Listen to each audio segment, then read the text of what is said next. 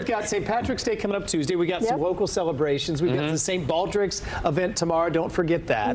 Pie Day is tomorrow. I mean, there's a ton going on this weekend, and then of course we've got our flush of spring breakers coming to town. So welcome if you are one of our visitors. We appreciate you being here, but you can join us as well tomorrow on Good Day Orlando, right? Yes, I'll be there bright and early at 7 o'clock. 7 a.m. For those 8% going to the theme parks, enjoy it. We'll see you back here Monday. Those The kids, enjoy your spring break. And enjoy your home time. Bye. 50% of you.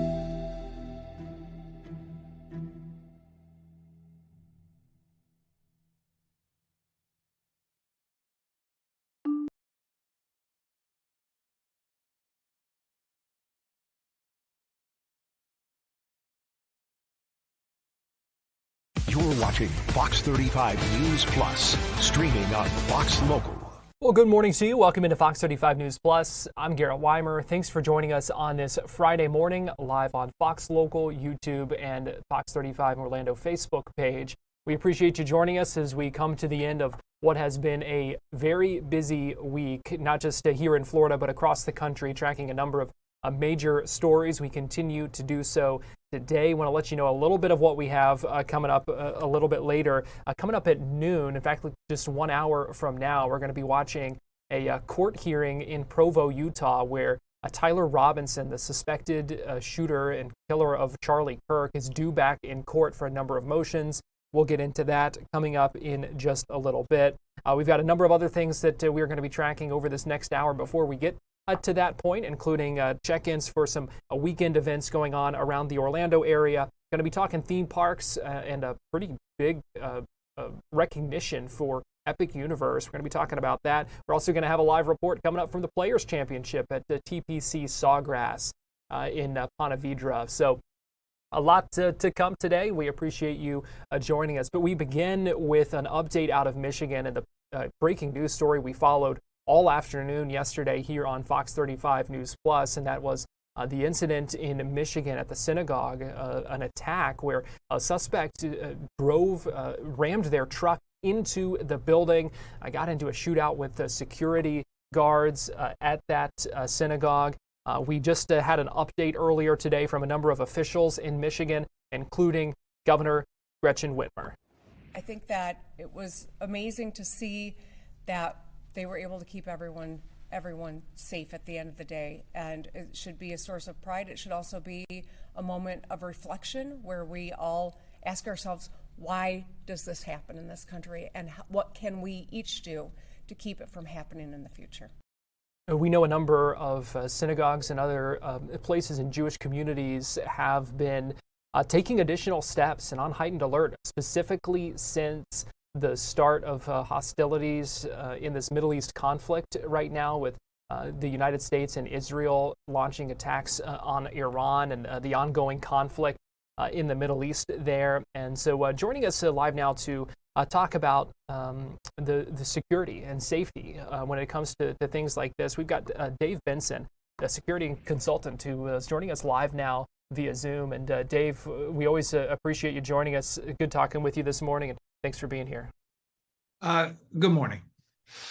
Dave, first I just want to get your reaction to what we saw yesterday. We know that the security guards at this synagogue, I mean, they were heroes, saved lives, no doubt. We know the suspect was armed, drove this truck into the building. Who knows what all he would have done? But security guard credited with firing back and taking that suspect's life. So give me your reaction to what we saw yesterday in Michigan.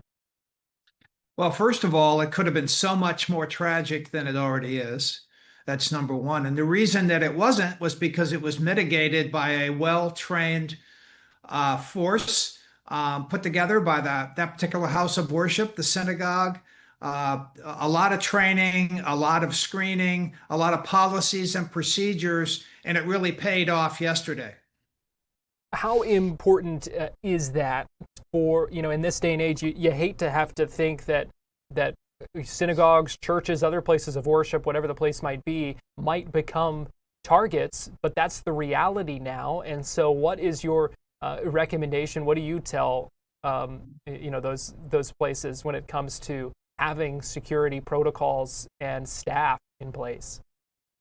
Well, I think first of all, it's important for the viewers to understand, while this is an escalation, this is not new behavior. And we have seen it in our country, all around the world, anti-Semitism, but also to other houses of worship, mosques as well, synagogues. And so the bottom line is, as someone that's helped put together safety and security programs for houses of worship throughout the years, every house of worship, everyone should have policies, procedures, contingency plans, and probably have some kind of safety and security team to try to mitigate or prevent a tragedy like this. And you mentioned the rise in anti-Semitic, attacks and violence and threats as well. What challenges does that pose to security protocols and that kind of thing when you are in this kind of heightened threat environment to begin with? Yeah, it's a very good question, because it's impossible to stay in what we call code red.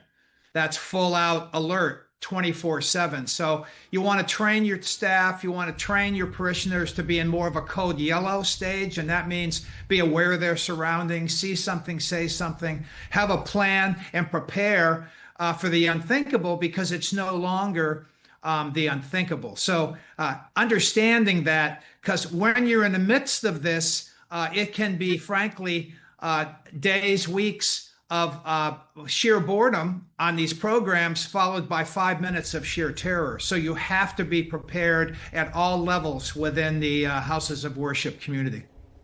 And Dave, I mean, this was the second, attack in some ways that we saw yesterday. I mean, when we talk about the shooter that was on the Old Dominion University campus earlier in the day yesterday, I know it gets overshadowed now by what happened in Michigan, but we're learning more about the suspect in that case as well, and some potential allegiance to ISIS, and just some concerning things there. For a couple of things like that we saw yesterday, one at a synagogue where there's a daycare, a preschool in place, and then a college campus. I mean, what do we make of what we're seeing right now, and how we can protect ourselves when we're at any location? I mean, sadly, I think at least in the short term, we're going to see more of the same. We have to stay in a state of alert. We want to be mindful. We don't want to be fearful. People need to be free to worship and go to school and live their lives. But in the day and times that we live in, we need to be prepared for potential circumstances like this and have an answer. You know, when we're talking about houses of worship, regardless of where it is, I always taught and helped put together programs for three main areas. Protect the children, which of course ties right into both of these events yesterday. Obviously, young adults at Old Dominion, but nonetheless, protect the children. Same thing at the synagogue. There was a school there. Protect the worship experience, whatever that might be. And then any outside ministries that you might have that might bring other individuals into your house of worship that you either don't know who they are or are potentially concerning for behavior. Because as you know, houses of worship are supposed to be hospitals for the sick. They're not supposed to be hotels for well people. So there's always this possibility when we look at that, and that's where being prudent and being prepared is absolutely critical. And as we continue to move forward, like you said, this is something that you expect we might see some more of. So what's the bottom line here? Now, I think the bottom line is we have to be diligent at all levels. First of all, if it doesn't look right to you or seem right, report it immediately. Know who you're going to report it to, how to report that. Allow some of these institutions that have policies and programs in place to be able to respond to that. Law enforcement is a valuable partner in this, but we have an expression in my business as a former federal agent. When seconds count, sometimes law enforcement is minutes away. And so we saw this in Michigan, where the perpetrator drove the vehicle into the building, was neutralized. The police arrived within 5 minutes, which is an excellent response time, but that bespeaks that we have to be able to come up with programs to protect ourselves as well. Security consultant Dave Benson, we appreciate your expertise. Thanks for joining us, and we appreciate your time this morning here on Fox 35 News Plus. Thank you. Have a good day. You too. We're going to take a break, and we'll be right back.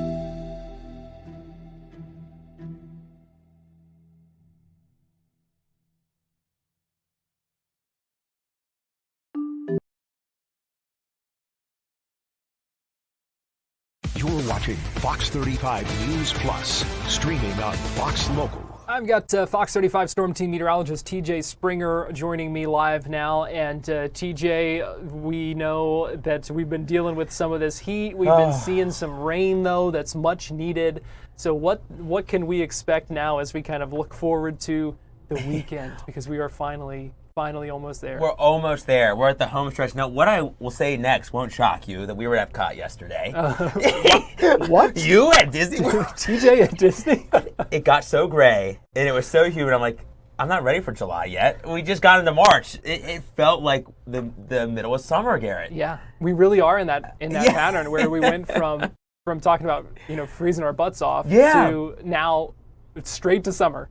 Just nothing in no between. middle ground. Mother Nature's like, are you ready, Florida? Here we go. Yep. But I do think we're going to get a pretty good cool down as we head through. I feel bad for the spring breakers. Yeah, it's not great timing. No. I wish we could have flipped it around. We could have had some heat for everybody at the beach, at the parks, but it'll feel comfy. It'll be good. If anyone's hitting the theme parks today, maybe you have a Magic Kingdom Day plan, maybe you're already on spring break and you're saying, hey, let's head out to Magic Kingdom for a little late evening fun. It's looking pretty good. Comfier than yesterday for sure, but we are going to have to monitor that potential for maybe a sprinkle or two. Temperatures right up around 80, close to where they should be for this time of the year. And that goes for essentially all of us. Inland, 83 in Bushnell, 83 in Winter Haven, but notice near the beach, near, say, Titusville, Cocoa, with that onshore wind, our coastal locales will be a little chillier. Not a bad day, but you have to download that Fox 35 Storm Team app, or if you don't have the Fox Local app yet, maybe you're watching us at home,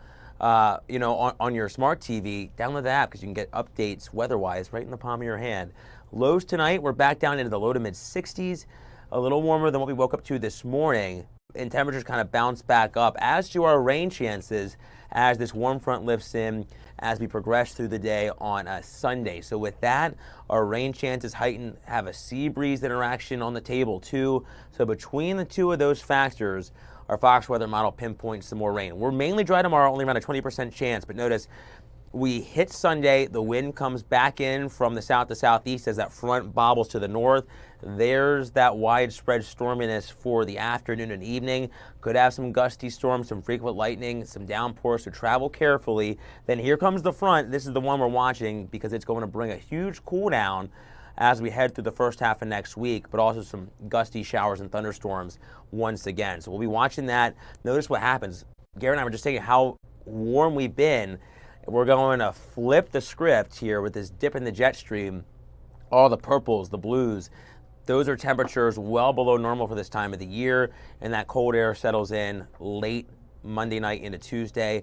And then, Garrett, here we go. Highs in the 50s, in the 60s, and then we'll probably awaken to temps in the 40s as we head into Wednesday. It'll be warmer Wednesday a little bit. We're back up close to 70. Man, yeah, that's we're still on that roller coaster. We're still there. And it's funny because I was kind of thinking that we'd see not as prolonged of a cool down, but I think most of next week will probably be hanging at or below normal, I'd say. Really? Okay. So, well, we can't shake it. As much as I not thought yet. we were done. I know.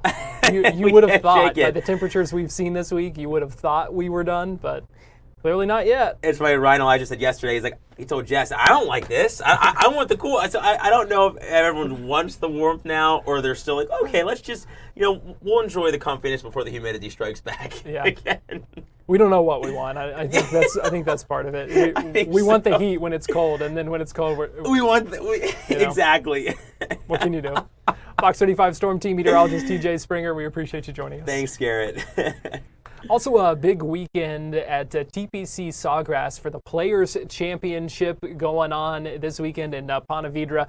Pleased to be joined this morning by Tim Walters. He's the sports editor of the Florida Times-Union and Florida Today, and he's joining us live now from the Players Championship. Tim, always good talking with you. We appreciate you joining us today.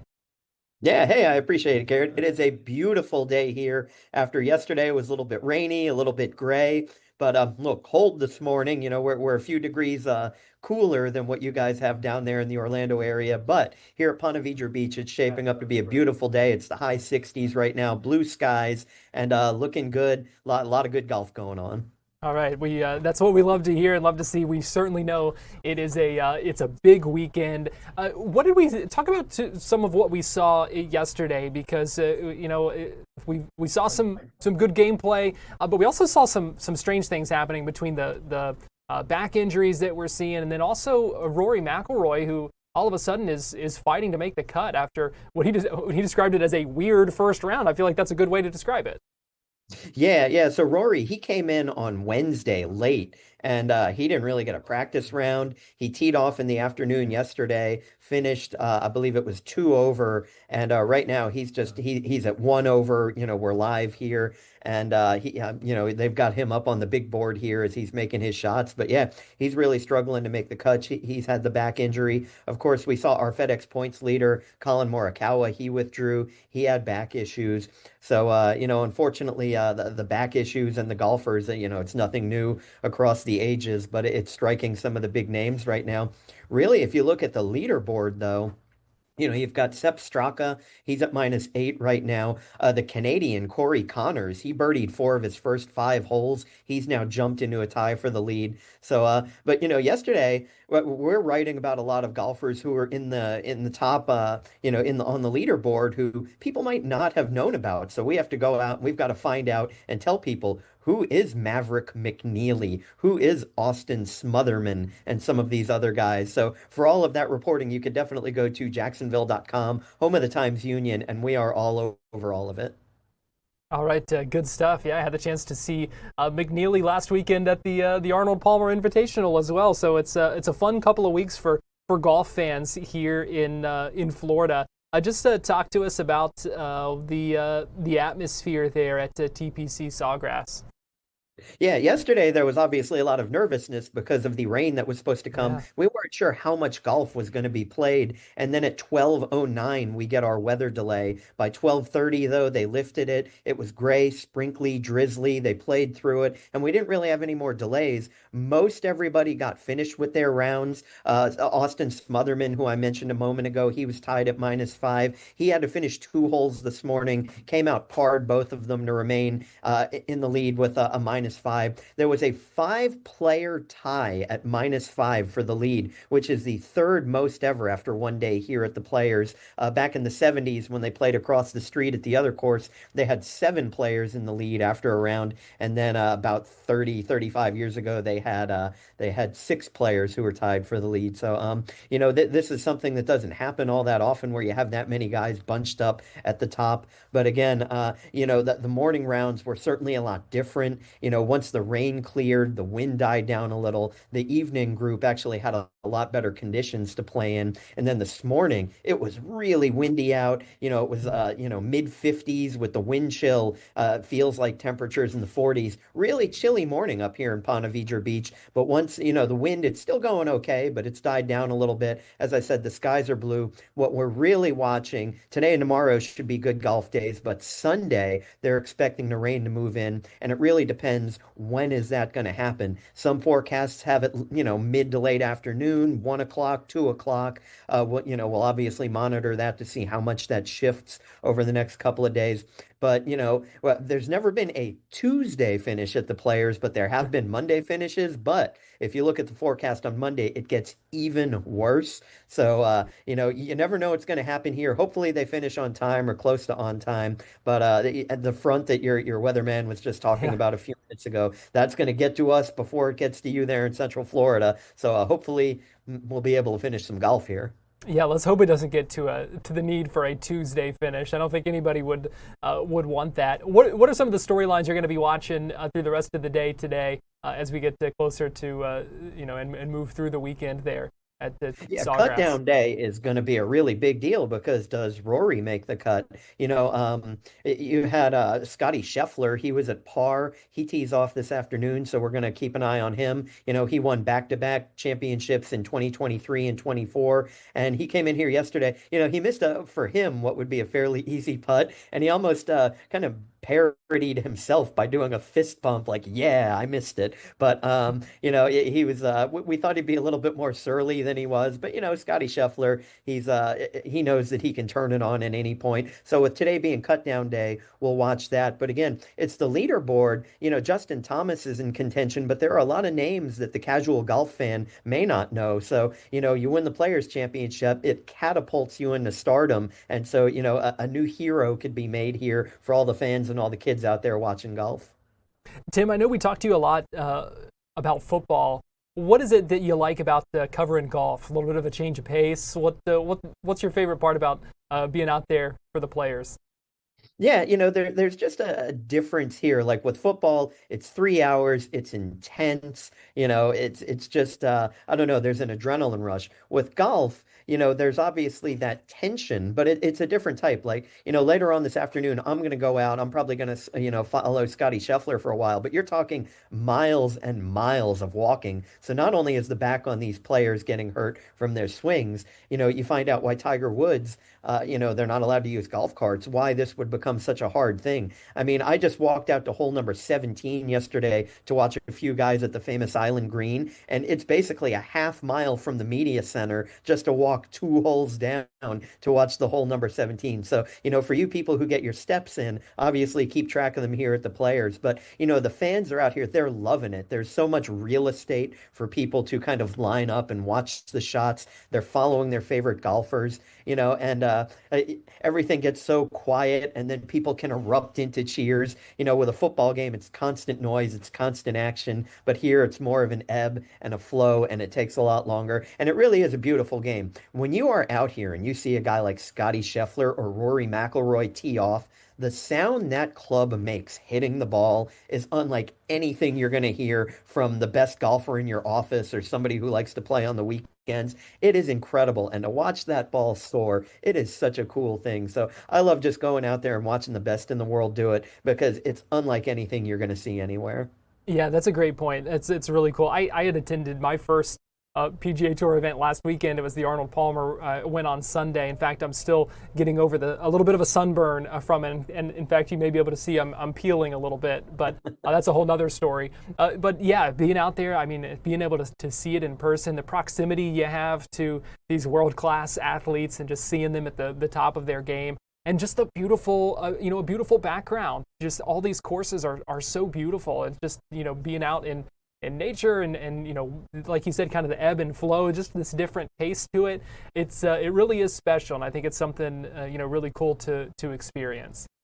Yeah, and I mean, TPC Sawgrass, I'm sure that, the Masters, and there are some courses that could rival it, but the beauty here, the greenery, the clubhouse, the setup, the Pete Dye course. I mean, when he set up this course, he knew he was making something special. And people get tied up on hole number 17, which is obviously, a Mount Rushmore hole in golf. But there are so many other great holes out here to follow along. Heck, I love number 18. It's a par 5. It's super long. It goes right along the water. And, I just watched Rory a few minutes ago make a nice shot right down the fairway. And you thought it was going to go in the water, but it just stayed a couple of feet, inside near the green. So, it just so many holes to come out here and walk. And, I can't describe it unless you come out here. I mean, there's these trees, hundreds of years old, and they make sure that they're placed perfectly along the course. And, the layout is sensational. So, for people who have never been out to TPC Sawgrass, it's worth checking it out if you get a chance in the next few years. Come up here. And Ponte Vedra Beach, what a really nice, beautiful place.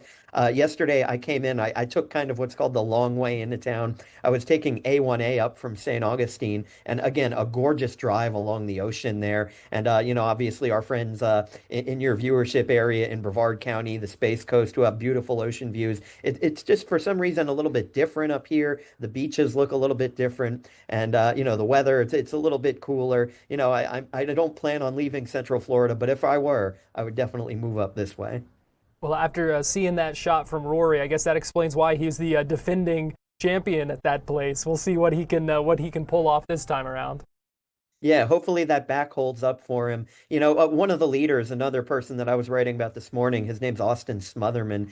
He's a young guy who, he's never won on the tour. He had his best showing about 2 or 3 weeks ago at the Cognizant Classic, finished second, but then he had back issues at the Arnold Palmer and had to pull out. But now here he is, he's got a -6. And so you never know who's going to contend. And like I said earlier, you win this thing and your name is among the immortals. Jack Nicklaus, Arnold Palmer, Tiger Woods, Rory McIlroy, Scotty Scheffler, your name here. It's such a great thing if one of these guys who isn't so well known wins it, because next thing you know, you are a superstar.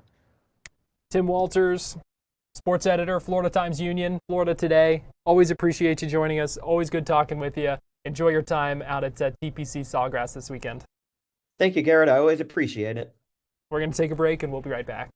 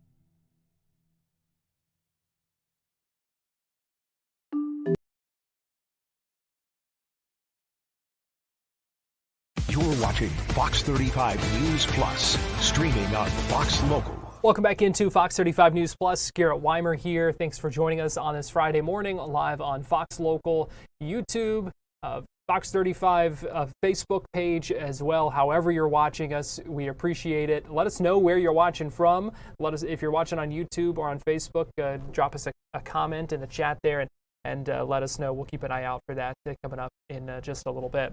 But let's talk a little theme parks here, specifically Universal, because we got a number of things to talk about, including a huge recognition, international recognition for Epic Universe. Might come as no surprise to you that it's getting praised for that park. I want to bring in Theron White, one of our theme park experts. He is the lead publisher of EYNTK.info, everything you need to know. Theron, always good talking with you. We appreciate you joining us this morning.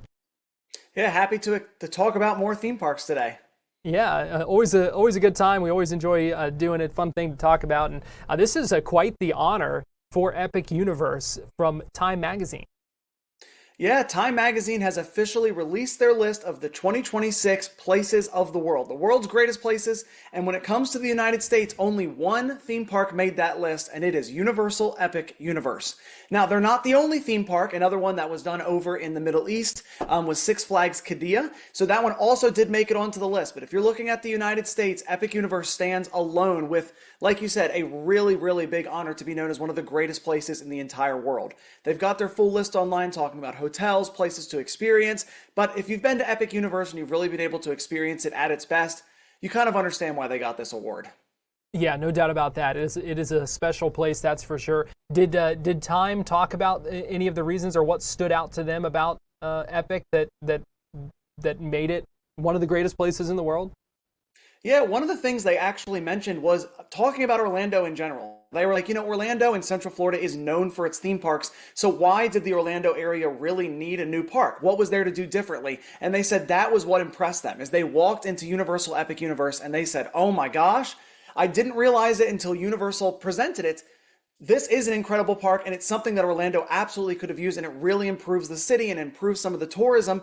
and they couldn't believe that they felt like everybody had done everything at that point until they stepped into Epic and saw what Universal could do with a different budget, with a different timeline and new technology. And I think that's really kind of what a lot of people agree when they visit the park. It doesn't really feel 100% like Universal. It doesn't necessarily feel like Disney or SeaWorld. It's kind of its own thing, and I really think that that's kind of why it won, is Universal's intense focus on going hyper immersive for this park is really what sells a lot of people.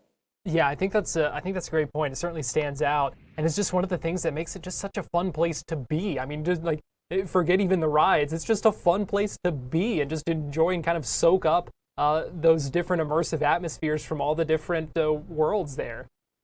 Yeah, I would totally agree with that, because when you look at Epic Universe and you compare that to some of our other Orlando theme parks, they do not win when it comes to the most amount of rides. When it comes to attractions, they're actually a little bit lower on that list.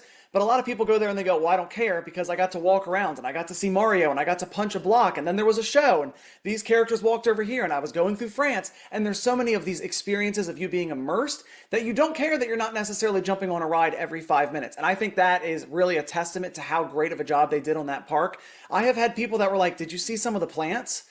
That's kind of a crazy thing to say when you talk about the theme parks, is one of the things you remember was how amazing the plants were in different sections of the park and how that built that story. So I really think that that adds on to what people enjoy about it. Yeah, no doubt about that, and some great food options as well, as we have talked about time and time again. But let's talk about one of the rides in particular at Epic Universe, because I know some folks disappointed this week to learn that the closure of Stardust Racers is going to be extended a little bit longer while they continue to do some maintenance work on it. Yeah, as we just said, the park doesn't have more rides necessarily than Magic Kingdom or some of its competition, so when one of their major rides shuts down, it is kind of noticeable. Stardust Racers went down for its yearly maintenance on February 19th, and originally it was only supposed to be a couple of days. And then it was a couple more days, and then it was a couple more weeks. And it went from going into February to going into March, and now going all the way into April. And I understand the disappointment, especially if you're someone that saw that date and said, that's okay, we're going to be a couple weeks after that, we'll be fine. It keeps getting pushed back. Universal says it's for their maintenance. And one of the things I think is interesting is they specifically said they're talking about the capacity and they're working on the capacity for this attraction. If you've ever been on this ride or been at the park, you'll know that it is one of the highest capacity rides, not just for Epic Universe, but maybe in all of Orlando. It can hold a ton of guests and they're constantly sending these vehicles. So I thought that was interesting that they said that. Maybe there's an efficiency side that we don't see as guests that they've been working on, and they are still working on it. If you see any of those rumors where they're like the ride shutting down, I don't believe any of that. It's just they're working on a ride that hasn't had a major closure period since the ride officially opens, and I think there's maybe a little bit more for them to look at than they initially expected. We've got thousands and thousands of feet of track and then 2 coasters, so it's really like they're maintaining 2 rides at once. I understand the disappointment. I would be disappointed because it is my favorite attraction in the entire park. So if you're going there and you don't get to see it, go talk to guest relations. If that was something you were trying to do, they're great about trying to fix some of those issues and maybe getting you onto another ride with an express, maybe something else. Go and talk to them. But as of right now, it's expected to reopen on April 5th. We'll have to see. All right, so fingers crossed for that, because it is certainly a great ride. We hate to see it down for an extended period of time, especially when we know so many guests are coming in for spring breaks from different places. It's not ideal timing, that's for sure. But let's talk about some updated menu items as well at Bar 17 Bistro. You sent us some pictures there, and they talk to us about these new menu items. Yeah, this is delicious, and if you are in Orlando or Central Florida tourist, or if you're a Central Florida local and you're not wanting to necessarily buy a theme park ticket, you can go and enjoy the Bar 17 Bistro. That's going to be at the Aventura Hotel at the Universal Orlando Resort. So this is actually the tallest of the hotels that Universal has. I know we talk a lot about the Universal Helios Grand at Epic Universe and its views, but it was not the first rooftop restaurant. That is this one you're seeing right here. They've recently revamped some of their menu items. They're having a really Korean-inspired dishes and some of their cocktails. So you can go up there and you can watch the sunset and get 360 degrees. You can see Disney way in the distance. You can see part of International Drive. And then, of course, the Universal Orlando Resort. It's great to be up there and you can watch the Hulk launch out. And then, of course, all the stuff you're seeing here on screen. There's some really tasty food items and some drink items that they have there. The specific ones that I wanted to point out is the Korean honey toast. delicious. They had the chicken or pork belly bao, and then I don't think I'm saying this right. I apologize if anyone knows japchae noodles. Japchae noodles. They were delicious. I took my mom to this restaurant, and that was her favorite thing. We got multiple orders of that. It was so good. So that is delicious, and if you're looking for something like that, that's great. If you have someone in your party that's maybe a little bit more picky and doesn't necessarily like Korean food, they also have things like butter stir-fry noodles. They've got their hurricane fries, which are kind of like Korean-inspired cheese fries, and they've also got burgers there as well. So if you're not trying to go maybe that adventurous with your food items, they've also got those standard fare as well. Right, and you can also get a soju flight to sample 4 different flavors. Yes, if you've never had soju, that is going to be an Asian-inspired liquor drink. It is going to be strong. I'm going to let you know. It kind of tastes like vodka a little bit if you get their straight normal drink, but they've also got a couple different flavors. If you want to get strawberry, if you want to try plum or their citrus. I personally love the strawberry one. It's a really, really good drink. You can drink it straight. You can also get inside of a cocktail for certain sections. So I think that that's a really nice one. If you want to try something out, if you've never had soju, it's a very, very popular drink in Hawaii. I know that when my sister used to live there, she's the one that told me about it. And I searched all over Orlando trying to find it. So if you want to know you can have it and you can try different flavors, you can go do a whole flight there or just get a specific singular drink with that as well. Pretty good. And I will say it is strong. So be a little careful if you're going to do a couple of those flights or try out a couple different drinks. All right, good to know. Anything else we should watch out for when it comes to the theme parks right now, Theron? It's going to be getting busier as we're heading into spring break. And as you know, Florida weather can be a little crazy. My number one planning tip basically of all time is if you're seeing some of the weather that's going to be bad, especially if you're at a park that has a lot of outdoor attractions, try and plan your day around that weather. Go and see if you can find a restaurant and take an hour-long break. You have no idea how much that is going to save your day by sitting down for an hour in the air conditioning. So if you start seeing those black clouds coming near, go. See an indoor show, go get some restaurant food, try some of that stuff out, and I think that'll really improve your day because, as we know here, our storms really don't last more than 2 hours usually. Yeah, so that's good advice. I guess that's why your website's called Everything You Need to Know. Theron White with everything we need to know for that. We appreciate you joining us, Theron. Have a good weekend. Always happy to join. We're going to take a quick break, and we'll be right back.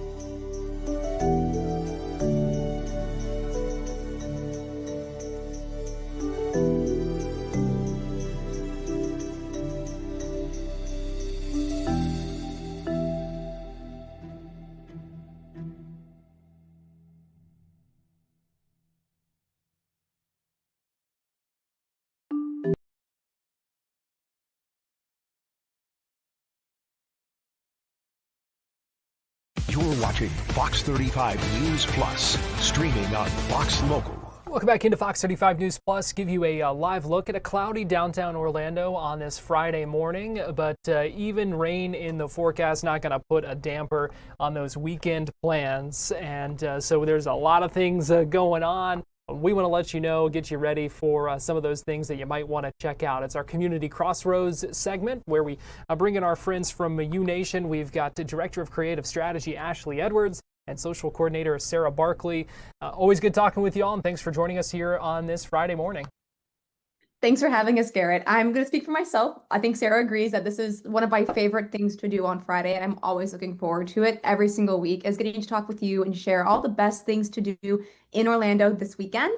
And even though, as you mentioned, this weekend is a little dreary, but we do have some events happening and specials happening all through weekend into next week because it's St. Patty's Day. So a lot of reasons to celebrate. Yeah, so many good things to choose from. So let's go ahead and start by talking about St. Patrick's Day at Barkhaven. What can you tell us? This is a dog lover's dream. Let us let you know that your dog told us to tell you guys about this event. This is happening at Barkhaven in Ivanhoe Village. It starts at 1 p.m. They're going to be celebrating St. Patrick's Day. And of course, there's a beautiful outdoor space for your dog to roam around. But if it does rain, they have a beautiful indoor space to grab those St. Patrick's Day Irish drink specials that they're going to be having. They have great food. And if the weather permits, they're going to have green foam for your dog to run around in, plus a live DJ. And this is just a great atmosphere for your dog to make friends while you make friends. I do recommend, though, before you go, register your dog online beforehand and make sure that they're approved. They have to be 3 months or older to get in. Plus, they have to have their vaccinations. So you don't have to worry while your dog's there if other dogs are safe. They are there. They're going to have a great time. And again, your dog told us to tell you guys about this event. Yeah, I think you're probably right about that. That does sound like a lot of fun and some good advice to go ahead and register early as well. Now, talk with us about this Orlando Solar Bears Food Fest going on. We know about the hockey, but talk to us about the food. I'm so excited about this food fest. First off, if you have not been to a Solar Bears game yet this season, it ends in mid-April. So you've got about a month left to get yourself to a Solar Bears game down at Kia Center. And this is the perfect experience and perfect excuse to go. So this Solar Bears Food Fest, tickets are $35, and that includes tickets to the fest as well as tickets to the game itself. There's going to be over 20 food vendors parked outside of the Kia Center on Church Street for you to enjoy, peruse, get some of your favorite little bites from 4:30 to 6:30 p.m. as you make your way into the Kia Center for the game, where the puck drops right at 7 p.m. for that really, really exciting and super adrenaline pumping Solar Bears game. I recently went to a game maybe about a week ago, and I can tell you firsthand, they are so much fun. And as a foodie in my heart, this is an event that you guys cannot miss. Yeah, I love Solar Bears games. They really are a lot of fun, and this is a way just to make a day of it. Exactly. It makes an entire evening of it. Again, from 4:30 until games last until about 9 or 10 p.m. So that is your entire evening planned. You're welcome. Yeah. All right. We've got one thing already marked on the calendar then. Now, Sarah, talk with us about Sip and Thrift because that's an exciting pop-up that folks can check out. Yes, so if you want something to do earlier in the day and you still want to hit up that Solar Bears Foodie Fest, Sip and Thrift starts at 12 p.m. to 5 p.m. tomorrow at A La Carte City, which is also in downtown Orlando, right near Crafton Commons. So really, really close. You can sip and thrift. They're going to have a lot of different vendors, pricing from $2 to $60. They're going to have clothing and accessories, books and vinyl accessories, vintage cameras and posters, local art, creative goods, a live DJ, music, and of course, they have some amazing, amazing food trucks at Olive Cart City. So they're going to have great food and great drinks. This is an outdoor space, so just be prepared, check the weather, make sure that everything's good, and just enjoy the space. This is a brand new a la carte location. And what can we expect from some of the vendors? So they're going to be having a ton of different vintage and thrift-worthy stuff.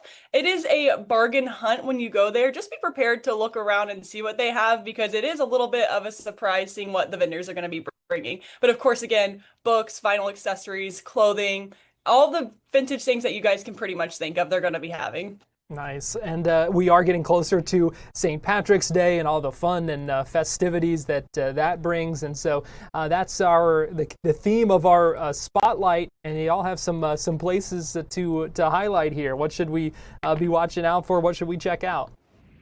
Aside from all of the major events that are happening for St. Patty's Day, if you guys are looking for ways just to go have a chill night, have some good Irish food, we've got 4 local spots for you across the city of Orlando for you to check out. So starting out strong with my personal favorite, probably, Kitty O'Shea's Irish Pub. This is definitely more of a dive bar scene located in Lake Buena Vista.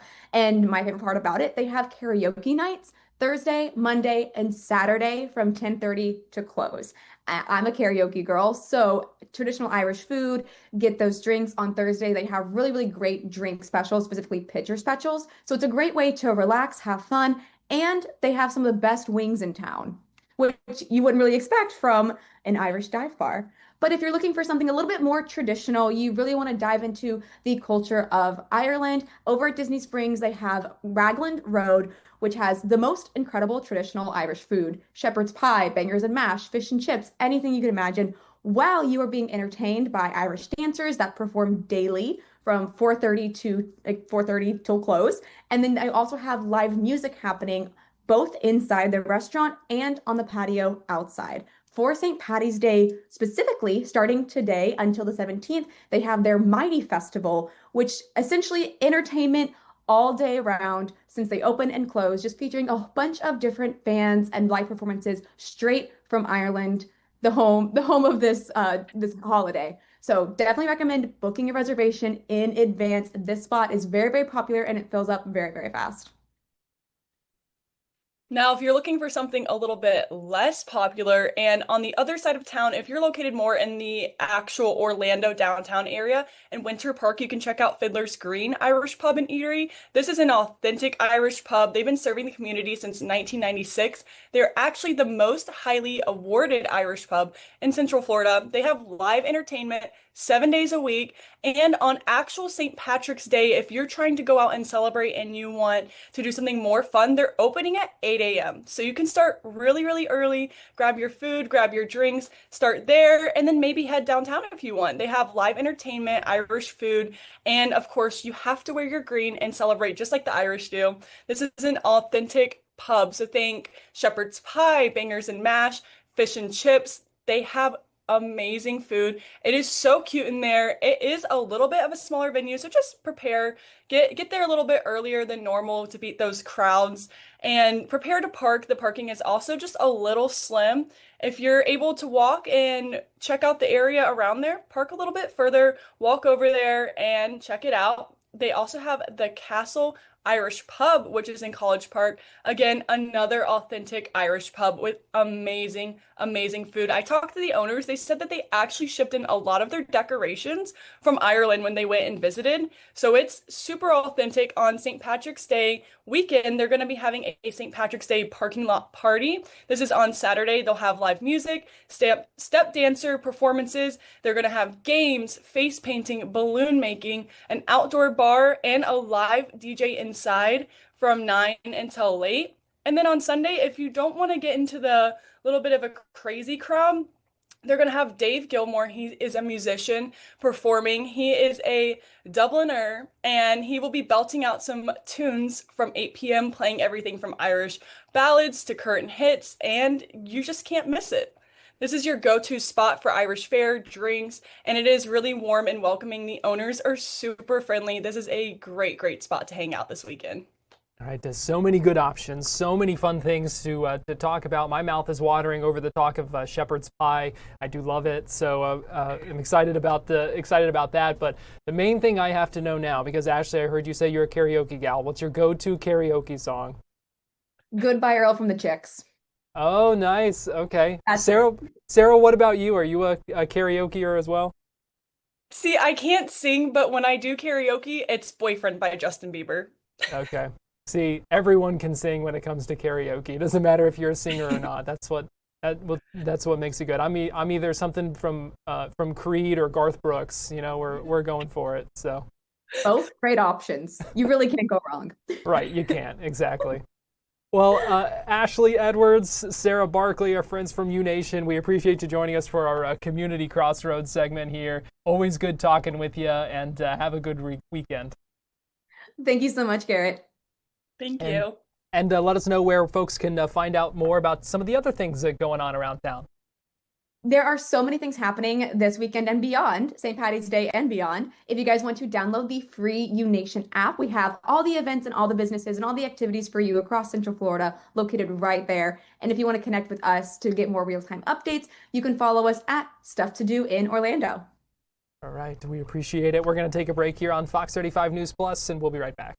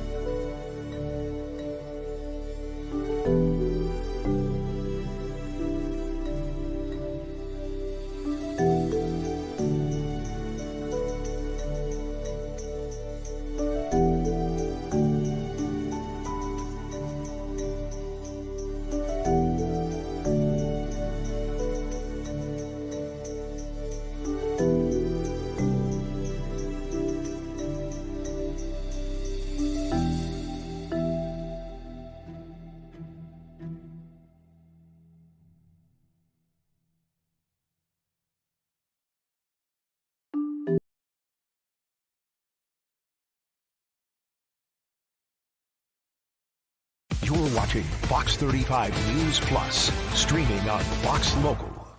Welcome back into Fox 35 News Plus. Garrett Wymer here, and thanks for joining us on this Friday morning. We are coming up on that noon hour. I want to give you a live look right now in the State House of Representatives in Tallahassee. That's Representative Gant asking questions about a bill, HB 1279, that the House has passed before but has come back to them. It is a bill that would does several things when it comes to education and higher education. But one of the things is that it would limit out-of-state students at Florida universities, essentially reserving a certain percentage of seats of incoming freshmen for in-state students.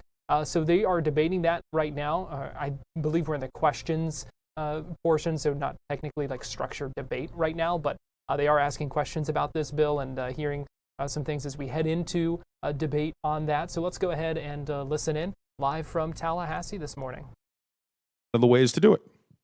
Representative Gant. Thank you so much, Mr. Speaker. I'm going to go to another part.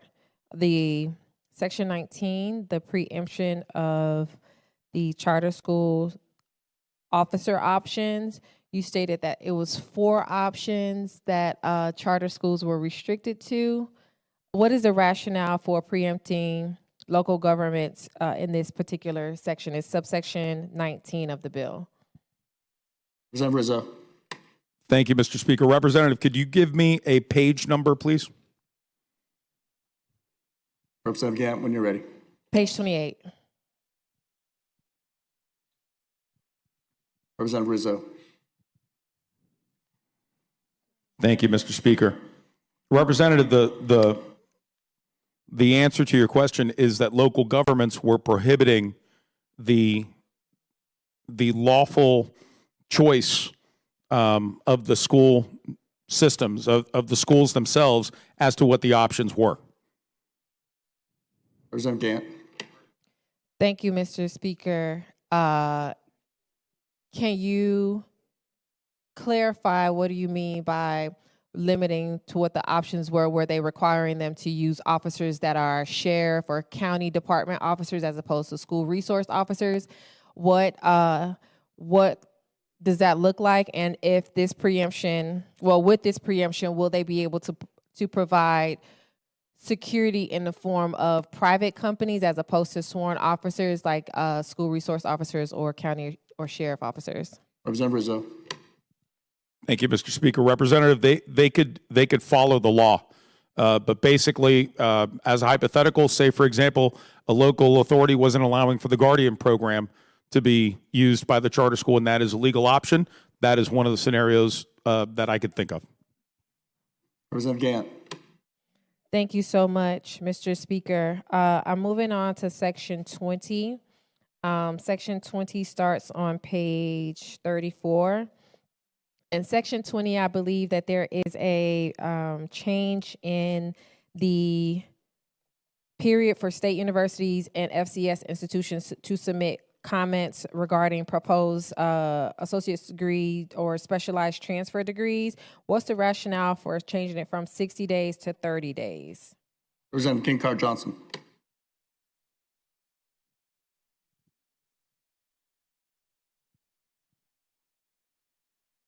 Thank you, Mr. Speaker. Rep. Gant, that was in the original bill that passed off. That is not a new addition to this bill. Representative Gant. Thank you, Mr. Speaker. Okay, my next question is still it's actually Section 21 with dual enrollment programs. I'm on page 36. So this language starting at line 1021 to line 1025, allowing dual enrollment programs with eligible non-for-profit independent colleges and universities.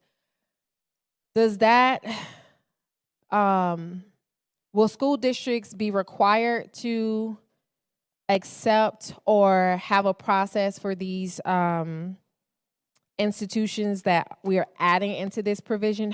What is the change from dual enrollment and how would that work? Representative King Johnson. Thank you, Mr. Speaker. I'm reading right here from it, post-secondary institutions that are eligible to participate. Representative Escamani. Thank you, Mr. Speaker. I wanted to go back to the educational emergency line 134 of the strike goal. Last legislative session, we expanded the definition for persistently low-performing schools for the Schools of Hope program. Can you just explain to us how many schools would now be impacted by adding this under the emergency section of the bill? Representative Rizzo. Thank you, Mr. Speaker. Thank you, Representative, for the question. I don't know. I would imagine it may be more. Representative Escamani. Thank you so much, Mr. Speaker. Thank you for that, Rep. Rizzo. Is there a concern that more schools are now going to be caught up in the Schools of Hope scheme, which a lot of our districts have expressed opposition and concern to? Representative Rizzo. Thank you, Mr. Speaker. Thank you, Representative, for the question. I don't agree that there is a scheme, and I don't have that concern. Representative Escamani. Okay, thank you, Mr. Speaker. I'll rephrase the question then. We just closed 7 schools in Orange County. Is there a risk that more schools could close with this type of language? More traditional public schools could close? Representative Rizzo. Thank you, Mr. Speaker. The amendment doesn't speak to closures at all. Only provisions to address the emergency that does arise from consistently low-performing schools. Representative Escamani. Thank you, Mr. Speaker. Thank you for that. What is the justification to include this newly broadened definition in this section of the bill for the persistently low-performing schools? What's the justification for us to add it under the educational emergency section? Representative Rizzo. Thank you, Mr. Speaker. I believe the reasoning is to just be a little bit more specific. As you see there, it said schools. Typically, in the state of Florida, we have 67 school districts. Schools do not enter into collective bargaining on their own. And so part of this is cleanup. And I think the other part is to make sure that we do encapsulate what truly is a consistently low-performing school. Representative Bartleman. Thank you, Mr. Speaker. Do you acknowledge that when you expand the lowest for the 10%, that based on previous statutes, and this is to the language in the bill, that schools that are C's and B's will eventually get caught or are being caught in it now? Representative Rizzo. Thank you, Mr. Speaker. Representative, I'm having a tough time hearing you, so I need to see your I guess the way you're enunciating. So I would ask that, he already did that. Representative Yarkowski, just stand down a little bit from line of sight. Can you repeat the question, please? Representative Bartleman. Thank you.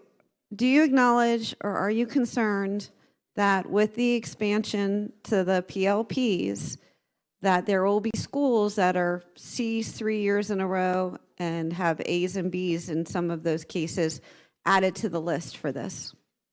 Representative Rizzo. Thank you, Mr. Speaker. Thank you, Representative. I am not concerned, but what does concern me is consistently low-performing schools, and we need to do what we can to ensure that our students have the best educations possible. Representative Bartleman. Thank you, Mr. Speaker. I explained this model when we debated this before, that every year there's another 10%, a 10%, a 10%, and you eventually get to 100% of the schools. So the question is, and I can tell you for a fact there's schools that could have 3 C's or B and 2 C's on this list. Are you concerned about putting them in this PLP position when they're not really low-performing schools? It's just that you raise the bar. Representative Rizzo. Thank you, Mr. Speaker. Debate on that education bill in Tallahassee continuing, but I want to get you to Provo, Utah, where the judge has just entered the building, and we are getting ready for a hearing for Tyler Robinson, the suspect accused of assassinating conservative activist Charlie Kirk at Utah Valley University.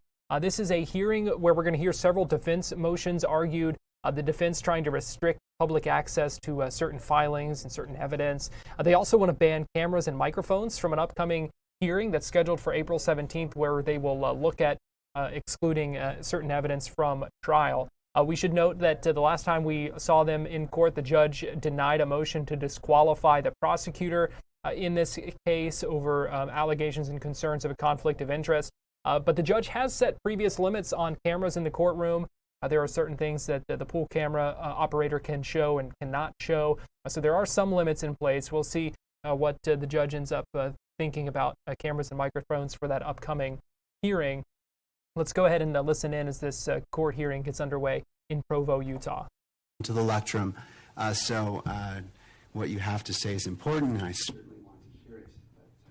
But doing that to ensure to be cautious. Ms. Thank Visser. you.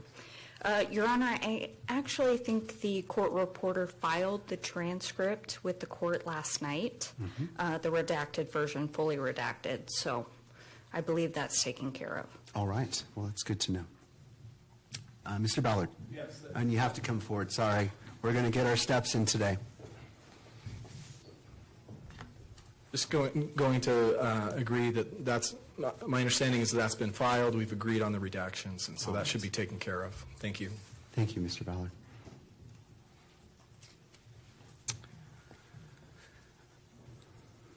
All right. I wish to address media coverage and related considerations as it relates to this hearing.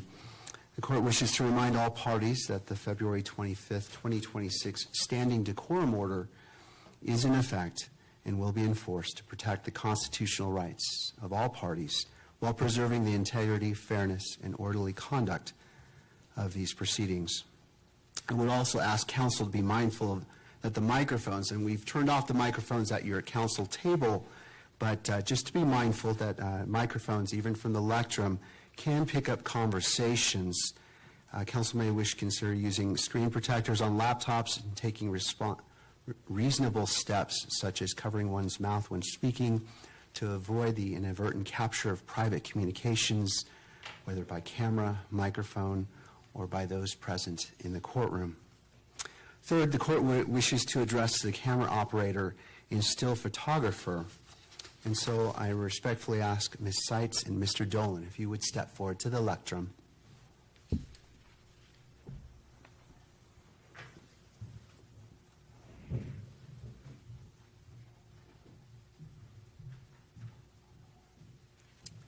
Thank you. And this is not intended to cause you any embarrassment or discomfort. I simply want to ensure that the expectations for today's proceedings are clear. So turning to Ms. Seitz first, during today's hearing, what is your primary role? Still photography, pool photographer. All right. Mr. Dolan. Video and pool video. Have you read the court's February 25th, 2026 standing decorum order, Ms. Seitz? I have. Mr. Dolan. I have also. Thank you. And so do you understand the guidelines as they relate to your responsibilities today, including the as outlined in the decorum order? I do. Thank you. I also do. Thank you. Do you need any additional time to review the order or to reposition yourself or the camera to ensure full compliance? I do not. I do not. Thank you. Do you anticipate any difficulty complying with the order? I don't. I do not either. All right. Thank you to you both. Thanks. And I appreciate your cooperation today and that we can make this proceeding move forward smoothly. Fourth, I want to turn to the state as it relates to discovery and just want to see if we could have just a brief update. Mr. Grunander. Thank you, Judge. Yes, for the record, we sent another batch of discovery to the defense as recently as last night. As far as the files that in our possession, we have provided 93.9% of those files to the defense at this point. We also, for the court's information, met with the defense yesterday, and part of the discussion centered on discovery, and we hand-delivered to them a hard drive containing information with respect to digital devices that had been seized as part of the investigation and analyses done by the RCFL, which is the Regional Computer Forensics Lab. That was a 24 terabyte hard drive. I don't imagine it was entirely full, but there was a large amount of information that was provided there. As I said, we met and talked about discovery. We talked about some of our expectations. We are candidly still waiting for some information. We had a meeting yesterday morning with some of our federal law enforcement partners, the FBI, the ATF, and talked about this issue of discovery and impressed upon them the need to have everything in their possession. We were assured that it's coming quickly. The ATF, for example, we expect to have their entire case file within the next week or so that we will disseminate to the defense. And we believe that that will have all of the underlying data in its original form that the defense could then use for their purposes with their experts. We are in the process also of reaching out to all of the local law enforcement agencies to ensure that we are in possession of all of the body camera footage from that day as well as other information. We continue to work on that. You're not getting it. As part of our discussions yesterday as well, probably the primary purpose of the meeting with the defense yesterday was to forecast what we anticipated presenting at the preliminary hearing that's currently scheduled for May. As far as the individuals that will testify as well as exhibits, we will be preparing, while it's not required under the rules, we are going to prepare a witness list and an exhibit list that we'll disseminate to the defense with Bates numbers so that it could be easily found in the case file. We are also helping the defense to facilitate a meeting for them to examine the physical evidence that's in the possession of SBI. We anticipate that probably happening next month when we're back here, I think April 17th. And then lastly, we did also coordinate a meeting to meet with the defense today, this afternoon sometime, to walk the UVU campus so that they can take a look at the scene. Okay. Thank you, Mr. Grunander. I appreciate the details. Does any party wish the benefit of the record as it relates to the discovery? Yes. Mr. Novak. Richard Novak for Mr. Robinson. We can either address this now or obviously later this morning as the court wishes, but there's a connection between the discovery that we have not yet received that the Utah County Attorney's Office has not yet received, and going back one layer further, the State Bureau of Investigation has not received, which is directly related to our ability to meaningfully prepare for the preliminary hearing. Okay. And that is what I will generally describe as the federal forensic files. We're talking both about case files, as the ATF calls it, and data files from both agencies, which relate directly to forensic analyses, which led to forensic opinions, which it appears the state intends to move into evidence at the prelim through 1102. But we don't have much, I should say most of the underlying data. We don't have data that we've been able to give our experts on stuff that relates to those opinions. So we did meet and confer after yesterday's meeting about the fact that we need to ask this court to postpone the preliminary hearing for that reason. We can put it in writing if we need to do this by written motion. We can discuss it in more detail today. But it's not little tiny bits of witness statements here and there and reports and some photographs that we're missing. From our perspective, this is core fundamental data that underlies expert opinions that the state wants the court to consider.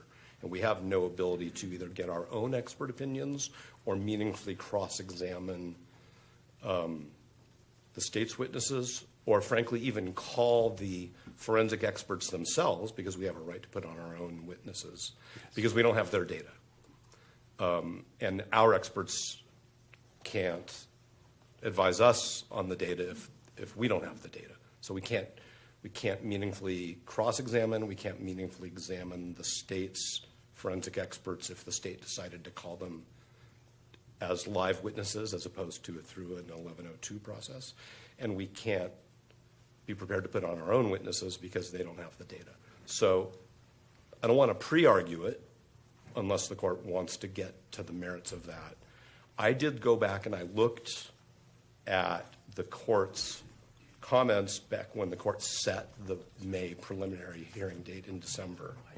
And I don't think I need to read back to the court what the court said.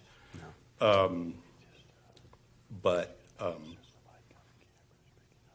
that's our concern. So we can either, from our perspective, discuss what is a realistic preliminary hearing date based on the representations that we will get certain data in the next couple weeks, which there's total good faith from the state council. When they said they met with the federal partners to impress upon them, I know what that means. That means they've done everything they can do, but there are federal agencies which haven't produced fundamental forensic data and files underlying very important expert reports. So we have the reports, but not the data. Sure.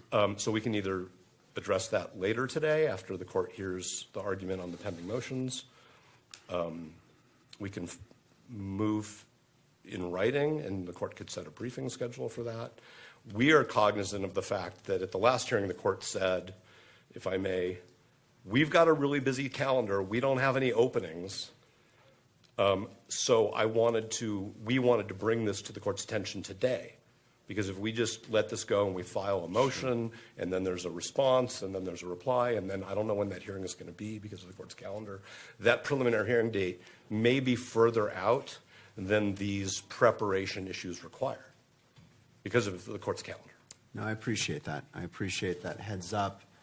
And we'll revisit it at the end of this hearing. It's hope springs eternal in regards to discovery when it's passed over, and obviously the defense needs the necessary time to prepare as provided and the constitutional rights allow. And so I'm cognizant of that. So I appreciate the heads up, and I appreciate the work between the parties to move this forward. Let's revisit that at the end of today's hearing. Absolutely. Thank you, okay. Mr. Thank you, Your Honor. All right, well, let's turn to the matter that's before us. As this is the defense's motion, I will turn to you for your argument and your request. And just as a heads up, I'm battling a cold, so if I take a drink of my water, it's to It's to spare you from coughing or overly rough voice. No problem. Ms. Visser. Yes, thank you. I will be addressing the motion to classify the January 9th motion, kind of taking these in chronological order here. I know this court is kind of drowning in First Amendment briefings, so I don't want to delve too much into that aspect. Certainly, I'm open to answering any questions the court has, but I kind of want to start with just the very base level. We are asking the court to classify this motion and the attachments as private under Rule of Judicial Administration 4-202.04. The reason that we are asking the court to do this fundamentally is because we believe that the release of this motion and the evidence has a reasonable probability of impacting our ability eventually to impanel an impartial jury and for our client to have a reliable penalty phase should that occur. I want to start kind of with a little bit of a procedural history here. Back in October, November, early in the case, the defense and the prosecution met and conferred about how the government would preserve evidence in this case. And when the government, the prosecution, and any law enforcement agencies sought to conduct testing that might impact the evidence in particular ways, they were to provide us notice. And if we could not come to an agreement about that, we are required to file something with the court to ensure that the testing doesn't move forward. That's what occurred here. In December, on December 22nd, we received notice from the state. They filed a certificate of service for that notice, and they also informed us in the correspondence, essentially, that they were not filing the notice because they were concerned about their ethical considerations under Utah Rule of Professional Conduct 3.6, which basically says we should avoid making public comments that influence a case, and the comments specifically talk about particular evidence that might impact a case, more likely to impact a case. We agreed with this. We did try to come to a resolution, but ultimately, at the end of the day, we needed to preserve the issue. So in order to preserve the issue, we had to file something with the court. And honestly, there was a lot of back and forth about whether or not we could file it publicly, how we wanted to do that, because we have the same concern that the state voiced in that initial email. Are we putting something into the public sphere that will inappropriately enter into the minds of potential jurors and impact the case? Ultimately, we decided that we have two obligations. One is to preserve the issue, to ensure our client's right to due process and his right to effective assistance of counsel needed to be preserved. We needed to file this and put the court on notice in a way that this court can make a ruling on it should that become necessary. And I will say, Your Honor, that more discussion over some of these motions in the courtroom in Provo, Utah. We've got to take a quick break here on Fox 35 News Plus, but we'll be right back.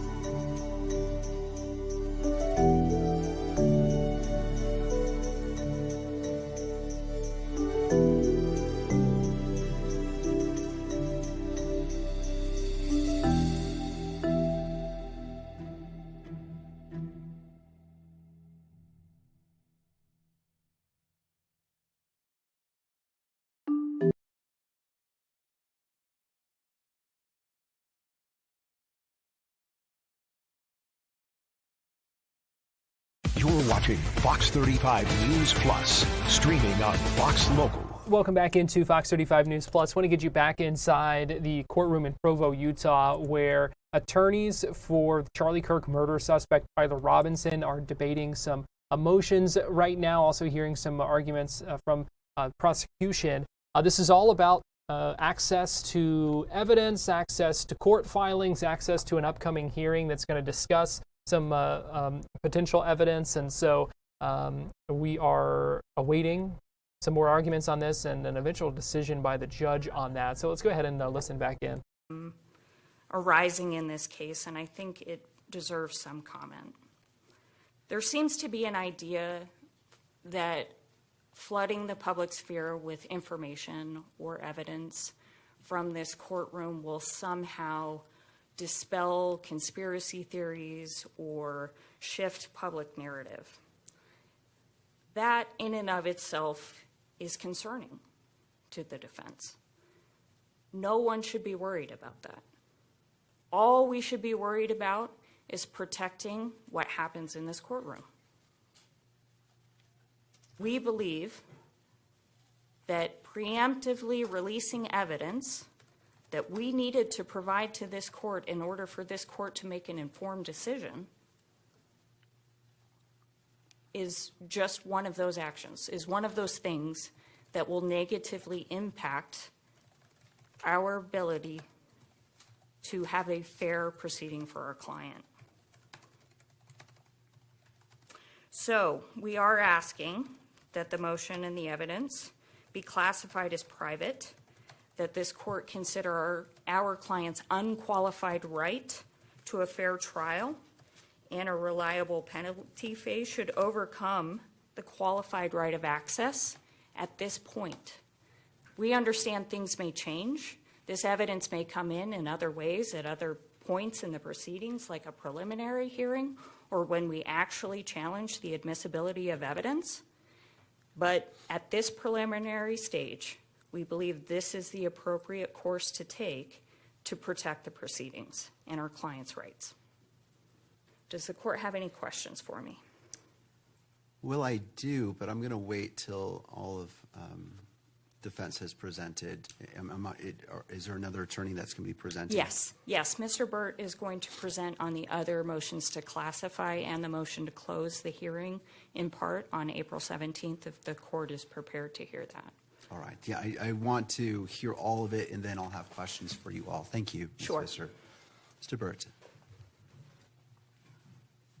Good morning, Your Honor. Good morning. Michael Burt for Mr. Robinson. I'm going to be addressing the motion to classify what I'll call the camera motion, the motion to restrict electronic media. So there's a motion to classify that motion as private. And then there's a motion that was recently filed to close the select portions of the hearing that is scheduled for April 17th. Mr. Burt, just for clarity, would you mind referencing the docket number of these motions? And, certainly. And for Ms. Visser as well. I just want to make sure we're tying it well in the record. So, yes. Because sometimes we use different terms about talking about the motions, and if we use the docket number in conjunction with that, it just clarifies it for everyone's benefit. And I didn't mean to catch you off guard. No, not at all, Your Honor. So let me take it chronologically.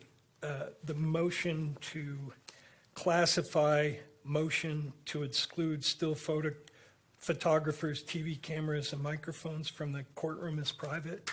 That's docket number 310. Thank you. Then the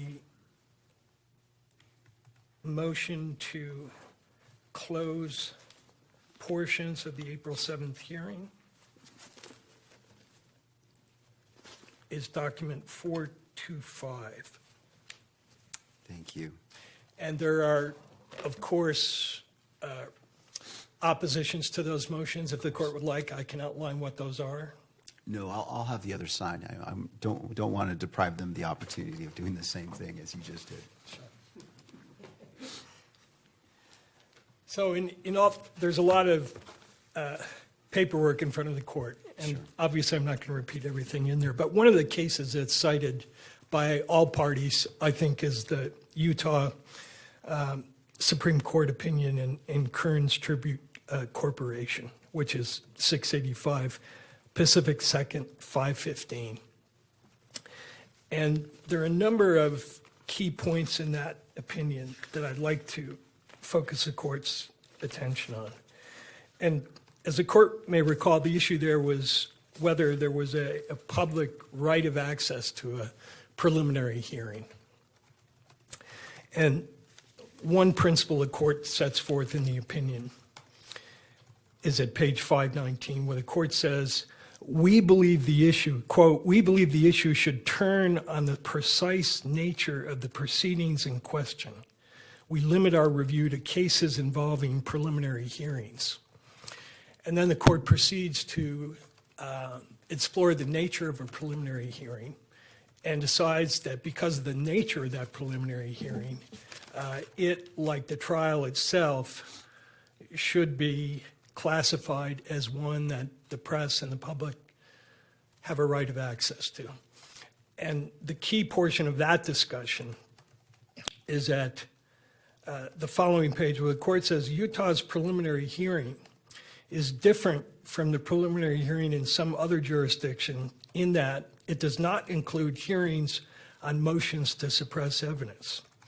Rule 7D1 provides, and then it quotes the rule, and the court goes on and says, as a result, the added risk of prejudice through pretrial disclosure of evidence targeted in a motion to suppress are not present in Utah's preliminary hearing.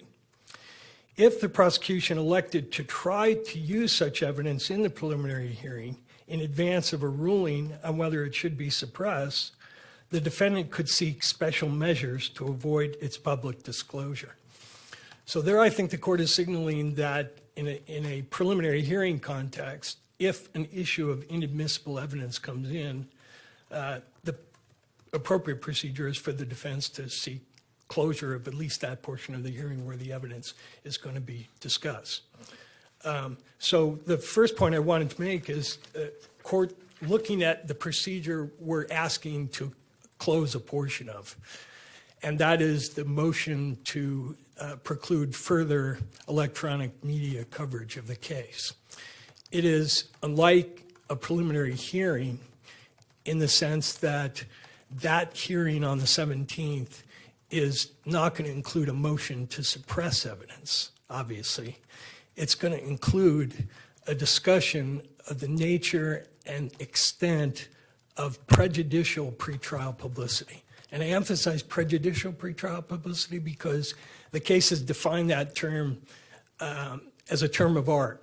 It does not include all pretrial publicity. We are not complaining about all pretrial publicity. We're complaining in that motion to close the hearing, which is the motion to prevent further electronic coverage. That's document 305. Our only focus there is on what the courts have characterized as prejudicial pretrial publicity. And that categorization includes the same type of information that Rule 3.6 prohibits lawyers from commenting upon. Things like confessions, things like evidence before it's been admitted, personal opinions as to guilt or personal opinions as to the appropriate penalty, evidence which is clearly inadmissible. Those are the categories of prejudicial pretrial information that the courts and the rule focuses on. So our motion to preclude further electronic coverage details, and what the media says in too much detail, the kinds of prejudicial pretrial publicity that have characterized this case so far. So the hearing... Defense talking about their concerns about all the attention that this case is getting. That's really the crux of their concerns when it comes to the evidentiary hearing that's coming up in about a month from now. So we're going to take another break here on Fox 35 News Plus, and we'll get you back inside the courtroom here in Provo, Utah. So keep it right here. We'll be right back.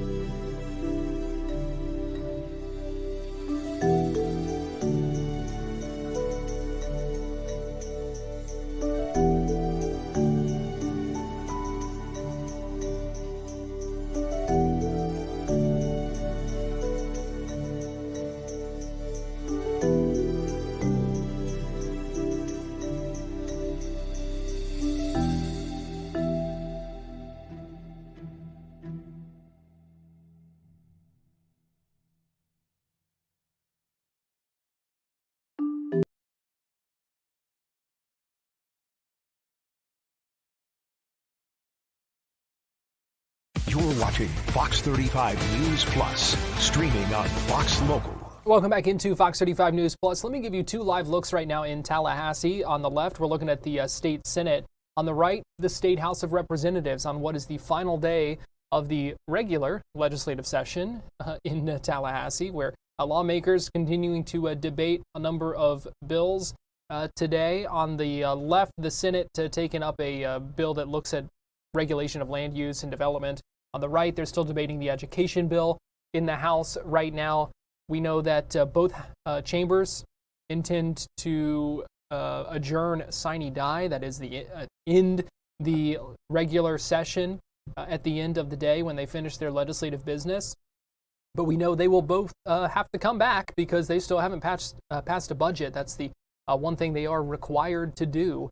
And so that is likely going to be happening in a special session in the coming weeks. We already know there's one special session that's planned on redistricting, and so we'll see what happens with that. But even with today being the last day of the legislative session, the work is not done because they still haven't passed a budget. Well, let me get you now, though, to Provo, Utah, where we're continuing to hear arguments from defense and prosecution about upcoming evidentiary hearings and access, public access to it, media access to it, over the Tyler Robinson case. He's accused of killing Charlie Kirk. He's appearing virtually. He's not in the courtroom. That's my understanding of this. We're getting this from a pool feed. But let's go ahead and listen in. Obviously, a case that's being watched closely across the country, getting a lot of attention, and that is bringing some concerns to the defense as to why they're making these things, wanting some things excluded, some things sealed, not having access to cameras in the courtroom, that kind of thing. So let's go ahead and listen back in Provo. The peculiar public importance of this case by the press and television coverage being provided, and by the fact that they themselves were televised live and their pictures rebroadcast on the evening show. So that kind of captures why we had to bring this motion, because we don't want to be in a position of inflicting another wound on Mr. Robinson's right to a fair and impartial jury by republicizing either right now in arguing this motion or on the 17th when the court hears from us what the nature and extent of that pretrial publicity is. Well, let me stop you right there, Bert, and yes. Mr. Burt. So you cite the Estes case, but Estes was overruled by Chandler v. Florida because in Estes there was an assumption of prejudice, but in Chandler it required the defense prove actual prejudice, and so it changed a little bit. Can you talk a little bit about that? Yeah, certainly. The Chandler court, first of all, was asked to but did not overrule Estes. But what it did clarify, as the court just indicated, is that if the defendant wants to prove up a federal fair trial violation, it's his burden to prove prejudice. And the Estes court outlines that that can be done through an evidentiary hearing at which the defense would have the burden of showing, again, the factors under the James case, nature and extent of publicity, how it prejudiced the defense, whether there are reasonable alternatives. That's going to be the very purpose of the hearing, to comply with Chandler's mandate that we have the burden to prove that prejudice. And so we're going to be taking on that burden, and we think well establishing that we're entitled to the relief that we seek, which is some restriction on the type of prejudicial information that is flowing not only from the electronic media, but that electronic media being amplified by the widespread use of social media, which we discuss at length in the motion. I'm not going to get into the merits of the motion itself, but to address the concern the court had about, well, really Estes is no longer good law. Estes is cited favorably in Chandler. It's cited favorably in Hollingsworth versus Perry, which is the Supreme Court's most recent discussion of cameras in the courtroom. And the court is correct that Chandler put a gloss on it, that we have to show there is no presumption of prejudice, but there is a presumption of prejudice in regard to certain types of prejudicial pretrial publicity. And the clearest holding to that in that regard is the Schilling case. Schilling says there is no presumption of prejudice unless certain categories that the courts have recognized as prejudicial are proven, and then it's inherently prejudicial. And the example that Schilling cites is publicity about a confession. And it cites back to the Wilbert Rideau case, Rideau versus Louisiana, where the court reversed the conviction because the defendant's confession was broadcast prior to the trial. So we have that type of prejudicial pretrial publicity in this case, and it's outlined in the motion. And so, yes, if you don't have those categories of prejudicial pretrial publicity, you have to prove prejudice. But there are certain well-known categories that do give rise to a presumption of prejudice. And that's reflected also in Rule 3.6, which says there are certain things lawyers should not be commenting about. And so we'll show both that we have categories of prejudice that are recognized as presumptively prejudicial, and we'll show that beyond that, the overall picture of this case is one of extreme prejudicial pretrial publicity that justifies the kind of relief we're asking for. But how do we show that without re-inflicting the very harm that we're seeking to avoid here? And that's the purpose of our motion. And the main concern is the tendency in this case for the press to, first of all, highlight all of the prejudicial information in virtually every story they feature on the case, which has its genesis in the prosecution's initial press conference before the court imposed its publicity order. There was an extensive press conference which got before the public a great deal of the kinds of evidence which Rule 3.6 says should not be disclosed before the court had the occasion to enter that order. And then that evidence has been re-amplified, commented upon, so-called experts have been brought in, lip readers, body language experts, all of that is outlined in the motion. The kinds of reiteration of this prejudice that we're most concerned about, the best example of that in document 344, which is the reply brief on this closure issue. At page 6, there is a link to an article. And that article concerns a story by one of the media's clients in which they were supposedly reporting on a defense anticipated motion to modify the court's publicity order. And the story does not concern, it's a television story, and the court has to see it to understand what the issue is, but the story does not concern what the merits of the motion is. The story focuses on, let's repeat for our audience in a very dramatic fashion all of the prejudicial statements made by politicians from the president on down, characterizing Mr. Robinson as an animal, characterizing him as evil, characterizing him as deserving of the death penalty. And they string together all these quotes and rebroadcast them. And that's the kind of coverage that's, I cite that as one example.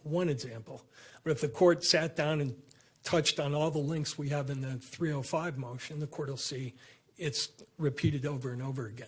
So we don't want to be in that position of putting in front of the court all of this prejudicial information, then having defense attorneys outlining some of the concerns they have with coverage of this case and their worries about what it might mean for a potential jury pool in the future and their right to a fair trial for their client who is suspected of shooting and killing Charlie Kirk. We're going to take a break here on Fox 35 News Plus, but we'll be right back.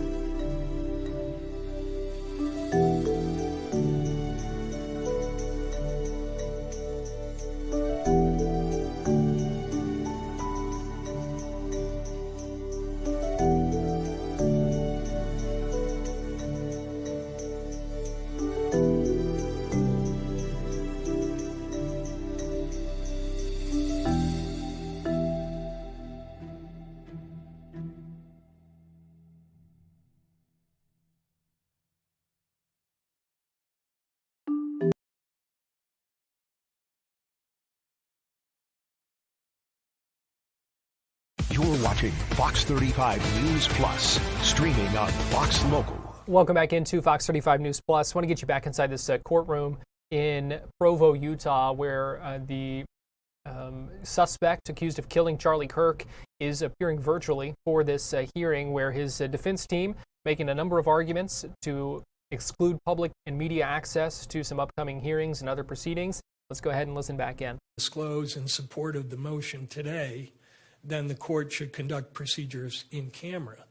Now, is it necessary for me to disclose to the court what my prejudicial information is? The media says in their motion that they filed yesterday, which is, I don't think I have a docket number for this, but it's entitled News Media's Memorandum in Opposing Motion to Close Portions of the Hearing, which is filed on the 12th yesterday. I don't have the docket number. I'm sure the media does, if there is one. But what they say is it's really not necessary for me to disclose to the court all the prejudicial information that we're relying on to justify moving to close, because at page 2 they say, if the defense does not want to highlight certain information at the evidentiary hearing, it can choose not to. The information is already cited in the motion to exclude, so the court can find it there. That would be a good solution, except for the fact that the media is also opposing our request to keep the motion private. So it doesn't do us any good to refer the court to all the prejudicial information in the motion if the court accepts the media's position that that motion in itself has to be disclosed to the press. Because if it is disclosed, they're going to take that motion and they're going to reiterate all the highlighted prejudicial information in that motion, and again defeat the very purpose of filing the motion. A couple of other points that I wish to emphasize to the court.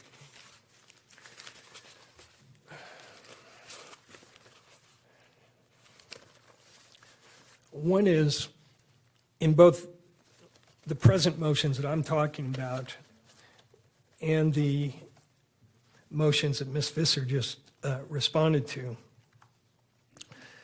the media and the state, and the state are in, and the media are mini-me's of each other on this issue. Their pleadings are virtually identical, which calls into question why the media is even a part of this hearing. The court has not yet decided whether they have standing on this particular issue. And in your December ruling, you said that we were not obligated to file with the media the motions concerning restricting electronic media. In their latest opposition to the closure motion, they discussed their standing. But one of the issues in standing is whether we need the voice not only of one media lawyer, but of two media lawyers, asserting the same position that the state, one of the parties in this case, is asserting. So you're being presented with three different lawyers arguing essentially the same position. And when the court denied intervention to the media in this case, it cited the Utah Supreme Court decision in Society of Professional Journalists of Utah versus Bullock. And there the court, Utah Supreme Court, addresses the issue of standing in detail. And there were multiple media agencies in that case. And one of the points the court makes is that although there are multiple media agencies, they're all representing the exact same interest. That is the interest of the public in open access to the proceedings, which is coincidentally the same interest the state is asserting in reference to this motion. So we do question whether the state even has standing, but You mean the press? I mean the press. I'm sorry, I misspoke.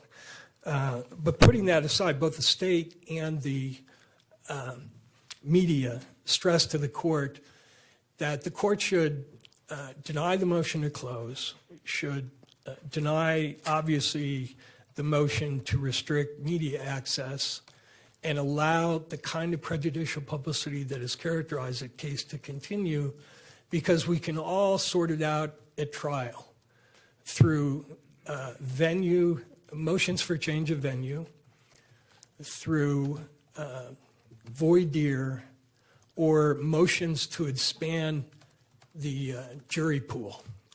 And I wanted, that issue is addressed in detail in our underlying motion, the lengthy motion. But just to highlight a couple of the points that we raised there, one of them is the Utah Supreme Court, in a case that Ms. Nestor is currently involved in, the Richens case, and this is cited in our motion, said that the court does not have the authority to expand the jury pool. So that remedy is not one the court can adopt. And in terms of the other remedies that are being suggested, neither the state nor the media cites what I think is a controlling case on this issue, which is Gentile versus State Bar of Nevada, which is 501 U.S. 1030, discussed in our motion.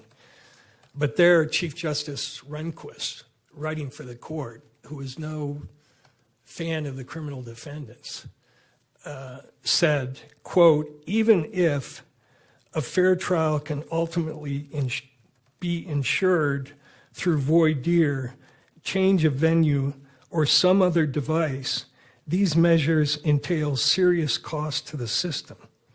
Extensive voir dire may not be able to filter out all of the effects of pretrial publicity. And with increasingly widespread media coverage of criminal trials, a change of venue may not suffice to undo the effects of statements such as those made by petitioner.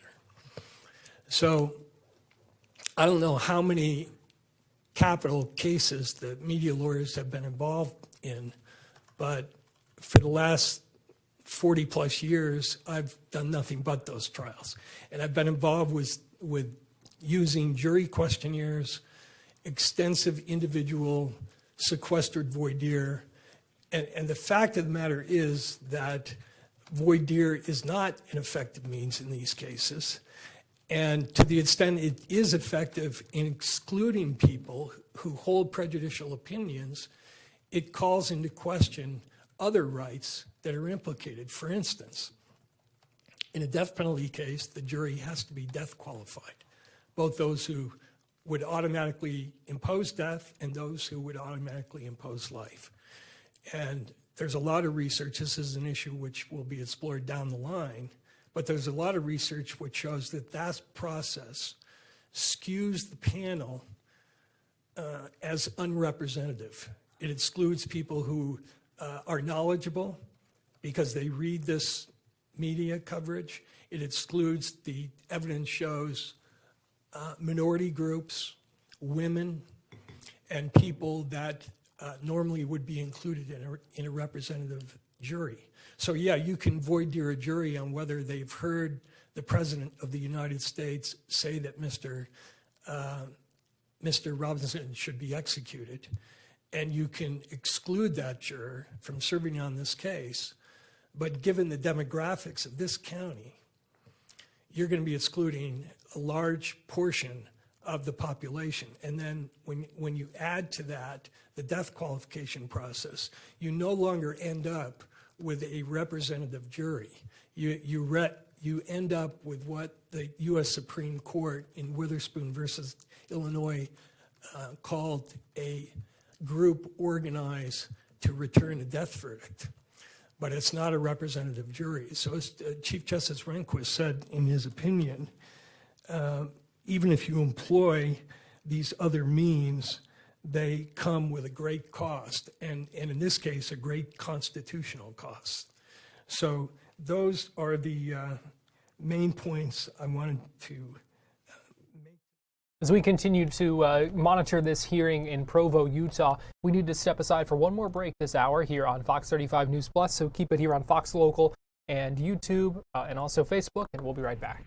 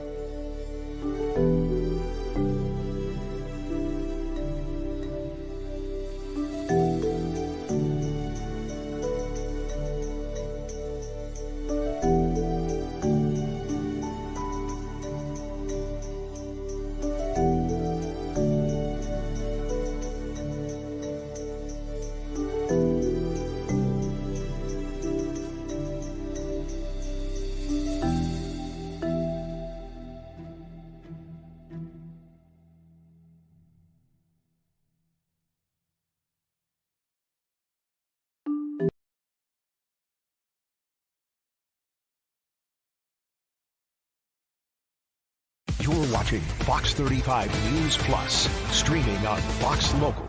Welcome back into Fox 35 News Plus as we near the 1 o'clock hour, and giving you a live look right now inside the courtroom in Provo, Utah, where we are hearing arguments from all the attorneys, prosecutors, the defense, the attorneys for the media interveners in this case, trying to make their points about access when it comes to the public, when it comes to the media, in the case of Tyler Robinson, who's accused of shooting and killing Charlie Kirk. Let's go ahead and listen back in.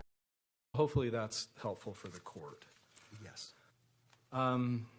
Okay, the next thing I want to clarify is the standards that apply to these two different categories of motions.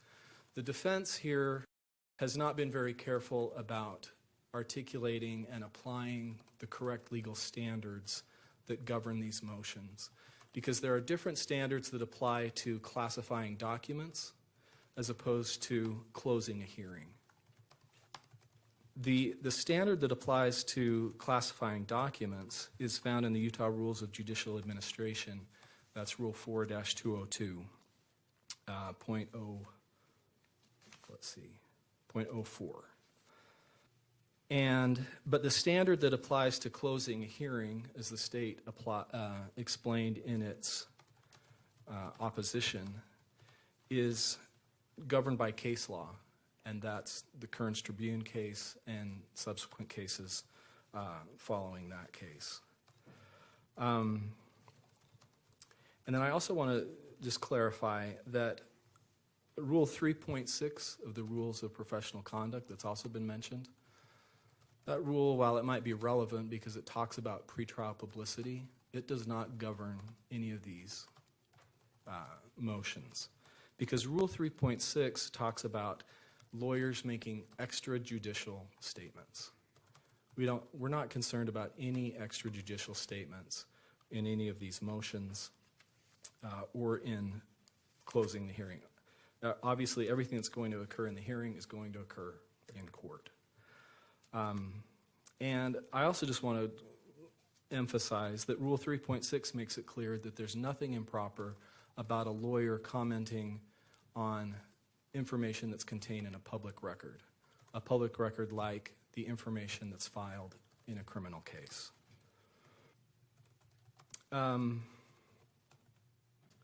Now, with respect to the first motion to classify defendant's January 9th motion that has to do with the evidence, the state did mention Rule 3.6 when it submitted its notice of intent to test evidence.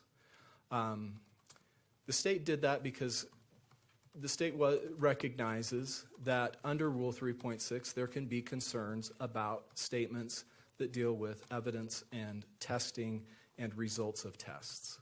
Our hope, and I guess it's proved to be overly optimistic, was that if we could do this without having to file something in court, we could get this issue resolved of whether we could go forward with the testing. We'd get that resolved. We wouldn't need to be here in a hearing like this today arguing about whether something needs to be public or private. We could hopefully move forward, get the testing done, and get us that much closer to trial. The state was not suggesting that there would be anything improper about filing a motion and having this type of evidence listed in a public document. So that was not the state's intent in originally mentioning Rule 3.6. We were just recognizing that there could be concerns, and hopefully in hopes of avoiding any kind of hearing like this and getting this issue resolved as far as the testing goes, that we could move forward. But we find ourselves here. Now, another thing I want to clarify is we are not media lawyers. We are not representing the interests of the media. Our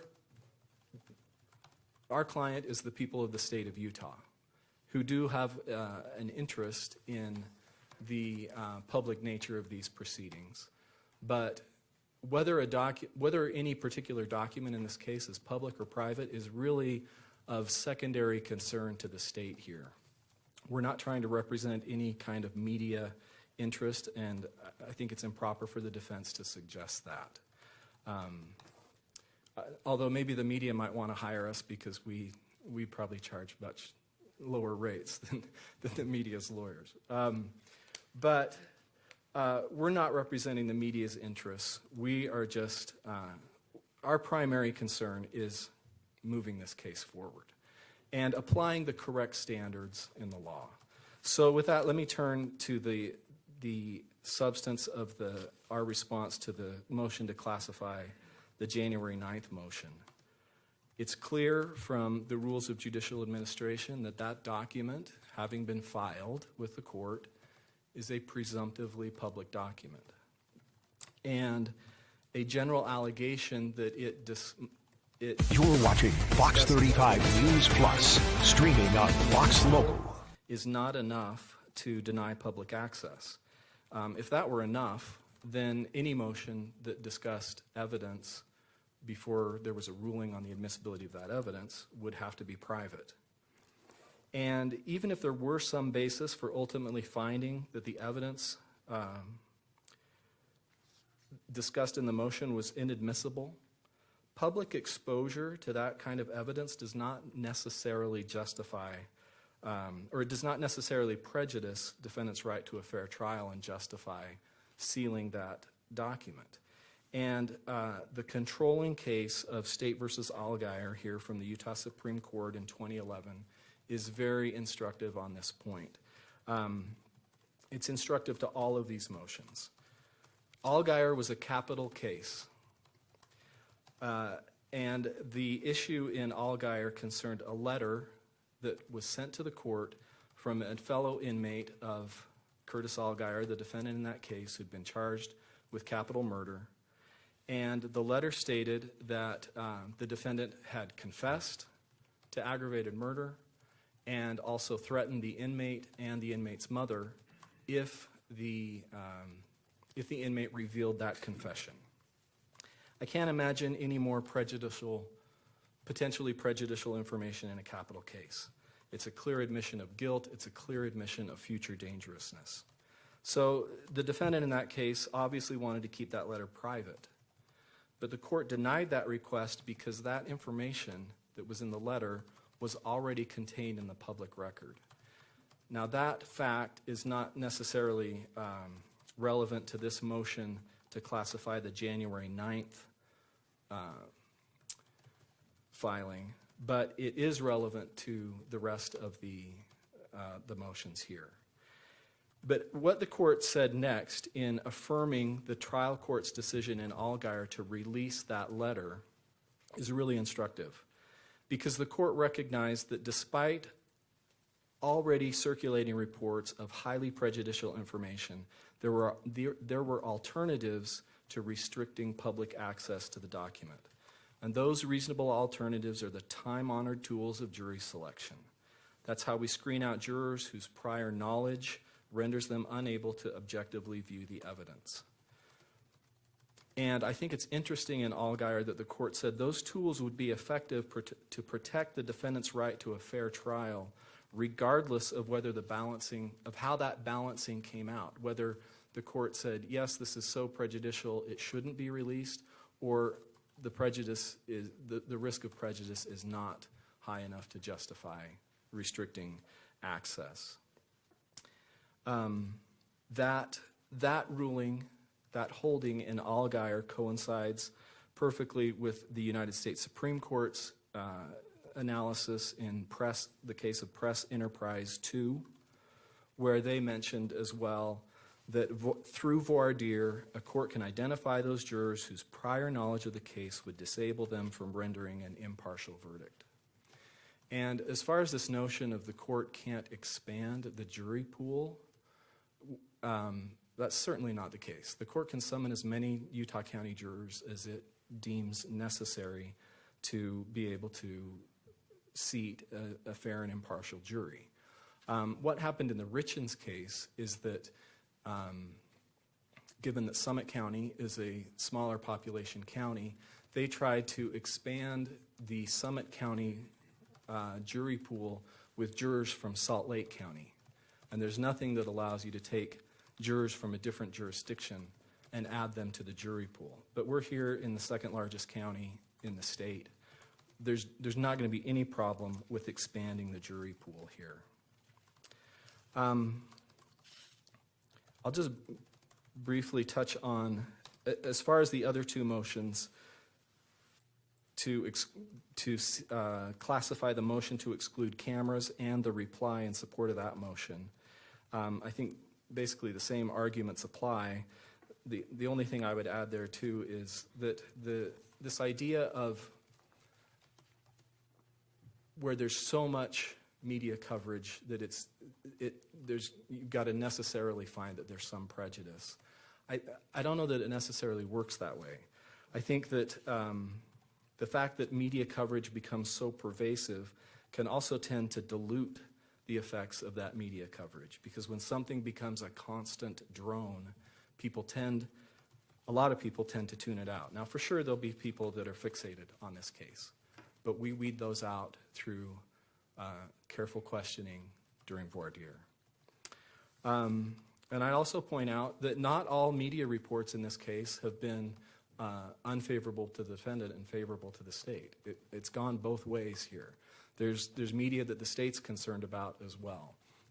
So just saying that this is a content tornado or there's been a barrage of media coverage doesn't necessarily mean that there is going to be prejudice to the defendant. I'll turn then finally to the motion to close portions of the hearing. And again, there's a different standard that governs that motion. It's not governed by the rules of judicial administration. To close a court hearing, a court has to look at the specific nature of the proceeding at issue and determine, first of all, whether there's a presumptive right to public access to that type of proceeding. Now, defendants waived any argument that there's no presumptive right of public access because he hasn't argued otherwise. Instead, he's assumed that there is a right to public access and has argued for the court to close that hearing. But again, defendant has incorrectly relied on the standards that govern classifying documents rather than the standards that govern closing a court proceeding.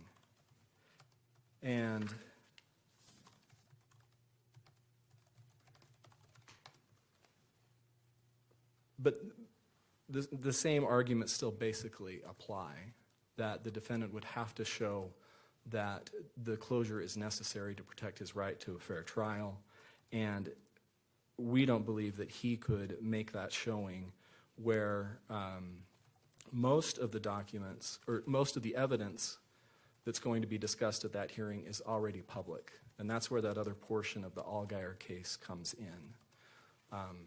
If you're going to be discussing things that are already public, that tends to favor keeping the proceeding public rather than closing it. Now, the state does agree with the defendant on 2 points in that motion. To the extent that the hearing is going to discuss media coverage that has violated the court's decorum orders, we would agree that those portions of that hearing should be closed because that would be just committing further violations of the court's decorum orders by repeating that evidence.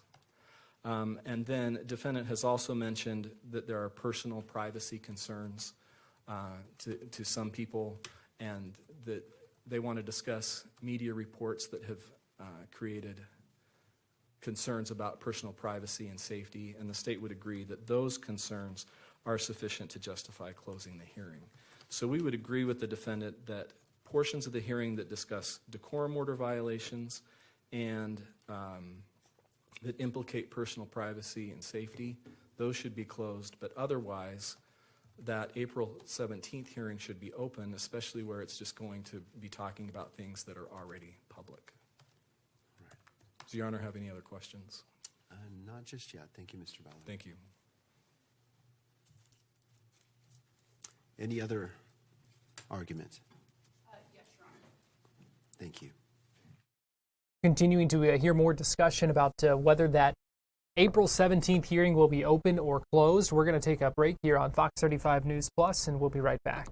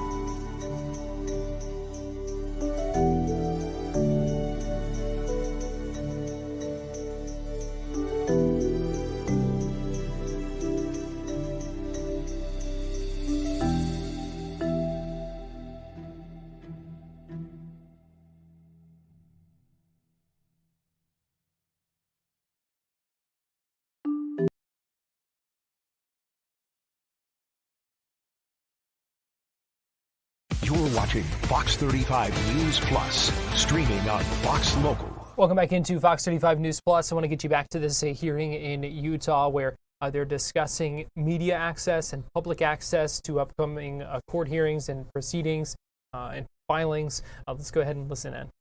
Like a preliminary hearing, it said the court has to make specific findings and there has to be a substantial probability that fair trial rights will be prejudiced. And the court was very clear that the standard is substantial probability. And then the court also said there has to be no less restrictive alternatives. So that really maps nicely onto Rule 4-20202. The only difference being that in Press Enterprise, the court clarified the standard is substantial probability of prejudice. And although that case was referring to hearings, open hearings and open court filings are just two sides of the same coin. They're stemming from the First Amendment. They protect the same interests.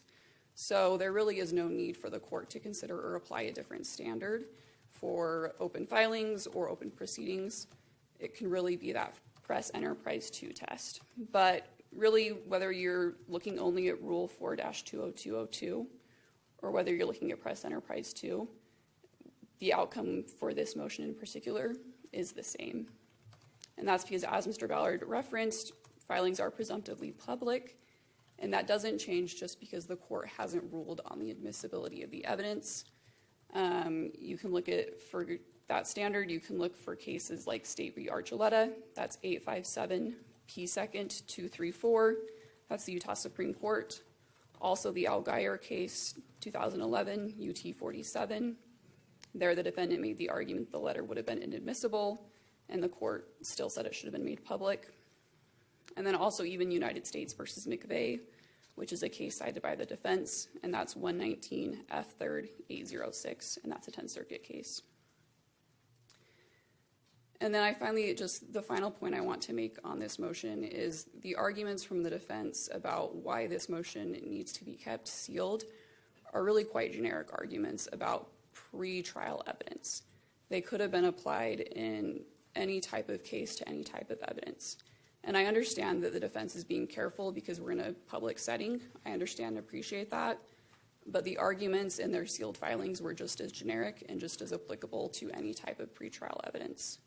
And as we argue in our supplemental opposition, we don't think the actual arguments made in the motion justify that this type of evidence needs to be kept private.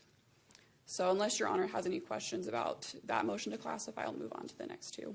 Yes, go ahead. So the next two motions to classify are relating to the motion to exclude cameras, and that is dockets 310, that's the motion to classify the primary motion, and then docket 400, which is the motion to classify the reply in support of the motion to exclude. And the news media oppositions can be found at docket 323 and docket 429. So for these motions in particular and the reply, I just want to make very clear that you cannot make public information private by putting it in a court filing. That's because filings are presumptively public, but also because, again, the information is public. You can't take a public thing, put it in a public forum, and it suddenly ends up being private. That just is not how the rule works. There has to be some sort of showing as to why this information can't be made public, but again, it already is public, including, in fact, information that was created by the public. So if the motion to exclude is kept private, what that's saying to the public is you can't have access to information that you, in fact, created. Similarly, the court cannot prohibit the public from discussing information that is already public. That is a prior restraint on speech. If there is news articles, if there are comments from public officials, the news has a right to report on that. The court cannot control that. So making this motion and this reply private or sealed, that's just not something that can actually control the speech. So this attempt to sort of control the public discourse, it's just ineffective, and it's also unconstitutional because it is a prior restraint on what can be reported on. The defense's argument there is that they shouldn't have to republish the information, but nobody is asking them to republish the information. They have decided to assert these arguments in the motion. They have decided to include all of this evidence. That was their decision, and they put it on the court docket. So the presumption is that it is public. And the news media, in our opposition to that motion, not the motion to classify, but the motion to exclude cameras, one of the points we made is that a lot of this stuff doesn't even deal with electronic media coverage. It's referring to statements made by public officials before the proceedings even began. So the defense's position that they had to include these things, we would push back against, because we don't think a lot of the things cited are even relevant to the actually narrow question that is before the court about whether electronic media coverage should continue. Because some of those statements aren't even really connected to electronic media coverage. They're connected to things that public officials said or did before the proceedings began. And we don't have a dog in that fight. We're not trying to litigate whether or not that was lawful or not. We're just trying to litigate, should electronic media coverage continue? And so the defense really didn't need to include, we argue, a lot of the things they did include, that again are public statements that the public has a right to see and have access to, and in fact already has access to. So there is no reason to exclude the public from seeing those things. And for that argument in particular, I would again refer the court to Al Geyer, where the court talked about that very specific point, saying if the information is already in the public, then there's not anything the court can do by trying to restrict that information. Again, the best tools available to the court are the time-honored things that the court can control. The court cannot control public discourse, but it can control the jury that is actually seated and ensure that that is a fair and impartial jury. And so that is the best method. Are there any questions Your Honor had on that motion? No, thank you.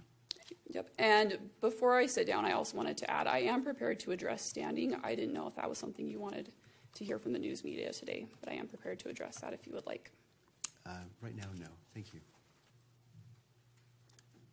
Mr. Judd.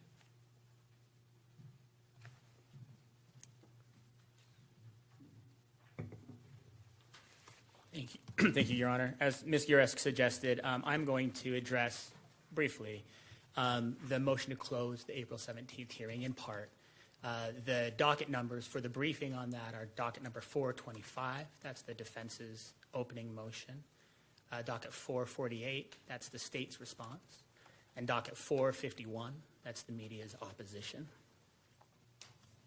Ms. Visser at the outset said something that I'm sympathetic with. I know the court has a lot of briefing before it on these motions. And she mentioned that it felt like we were drowning in a First Amendment briefing. I don't think anyone wants to drown, but if I had to drown in something, I think I would drown in First Amendment briefing. Sounds delightful. The court ultimately needs to make a practical decision about each of these motions in front of it, and that's a tough task. And I want to help the court with that the best that I can. If the court is going to close or seal anything, the court has to make findings, and the court has to explain which interests it's weighing. It also has to do an important thing in determining that the restriction it's imposing on public access is the narrowest possible way of protecting the countervailing interests in favor of secrecy. So that's tough. The court's been through that several times already, including with the motion to disqualify and the hearing there. How do we identify an interest that we may believe justifies an exception from this rule that the public gets access to these proceedings? And then how do I make that as narrow as possible to ensure that if that interest needs to be protected, I am, but it's narrow. I'm grateful, therefore, that the defense, got this motion on file in time for us to discuss it today, so that we can talk about that April 17th hearing today in advance. And I'm also grateful that that motion and both oppositions recognize what I think has to be the case, which is most of that hearing, if not all of it, needs to be open. The two sides have talked about the kinds of hearings that are presumptively open. This is one of those. There's no reason that it shouldn't be. It's not a juvenile matter. It's not another type of sensitive matter that would qualify, and any argument to the contrary has been waived. So we start with the presumption that this is open. The defense also recognizes, I think, that most of it should be anyway, that the things that they seek to protect are some narrow categories of information. I think where we run into challenges is a lack of specificity. And if we can't get to the specifics, justifying what exactly would need to be closed and why, then the presumption wins and it stays open. I see in the motion an argument that something about what they call a litany of potentially prejudicial statements may not want to be introduced. But of course, for the court to enter a ruling saying, okay, that part of the hearing will be closed, we have nowhere near the kind of specificity we would need to say what that would even look like. Would there be some sort of short colloquy where certain pieces of evidence would be introduced? If so, what? A certain statement by a public official? A certain news clip? A certain statement? We don't know. Because the motion that will be discussed at the April 17th hearing is 185 pages long, and it has, again, a litany of information. It's possible that there may be some part of some piece of evidence in that weighty motion that the court may be better to review in camera, right? So as to not publicize it again and risk this republication problem. But we don't know what that is at this point. Another suggestion is that the December 11th closed portion may be discussed there. I think that's gone. I think we now have a transcript that has almost all of that hearing open. The last piece is that there may be some kind of private and personal information. Sorry, there's two more. There may be some sort of private personal information. Continuing to monitor this hearing in Provo, Utah, regarding Tyler Robinson and his case as it moves forward. A lot of questions about public access, media access, cameras in the courtroom for an upcoming hearing on April 17th. So we are staying tuned and listening in as all the different attorneys make their arguments here in front of the judge. We're going to step aside and take a quick break right now here on Fox 35 News Plus, but we'll be right back.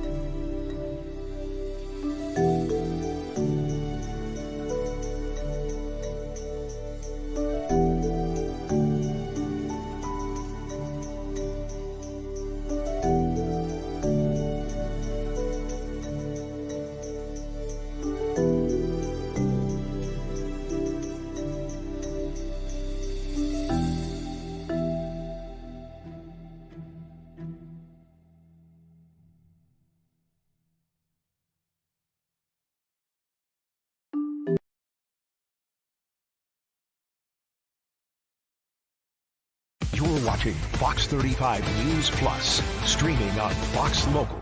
Welcome back into Fox 35 News Plus as we continue to monitor this hearing in the Charlie Kirk murder case. We'll go ahead and get you back to Provo. We think this hearing should be open. The parties are taking all the measures that they can, and I know we have hard work from our people here representing the media and the public to try to abide by the court's decorum order. The court has done heavy lifting so far to initiate and refine that decorum order to balance the interests. We believe that that is the approach the court should continue to take, to continue to allow access, but to have appropriate restrictions to balance the interests. And we ask the court to do that with respect to the April 17th hearing as well. Thank you, Mr. Judd. Defense, do you want to have a response?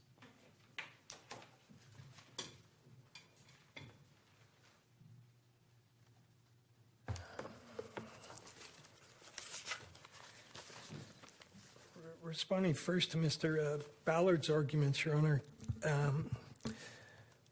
quote, "We are not concerned with extrajudicial statements." That is not correct. The motion, and also responding to Mr. Judd's argument that we're not specific as to what it is we don't want publicized, that the motion sets forth 305 in great detail, the specific prejudicial pretrial publicity that we think prejudices Mr. Robinson's right to a fair trial. So it's hard to understand in light of the length of that motion and the detail at which the prejudicial publicity is set forth, how a media lawyer can stand before you and make a statement that we have no idea what they're asking to be excluded.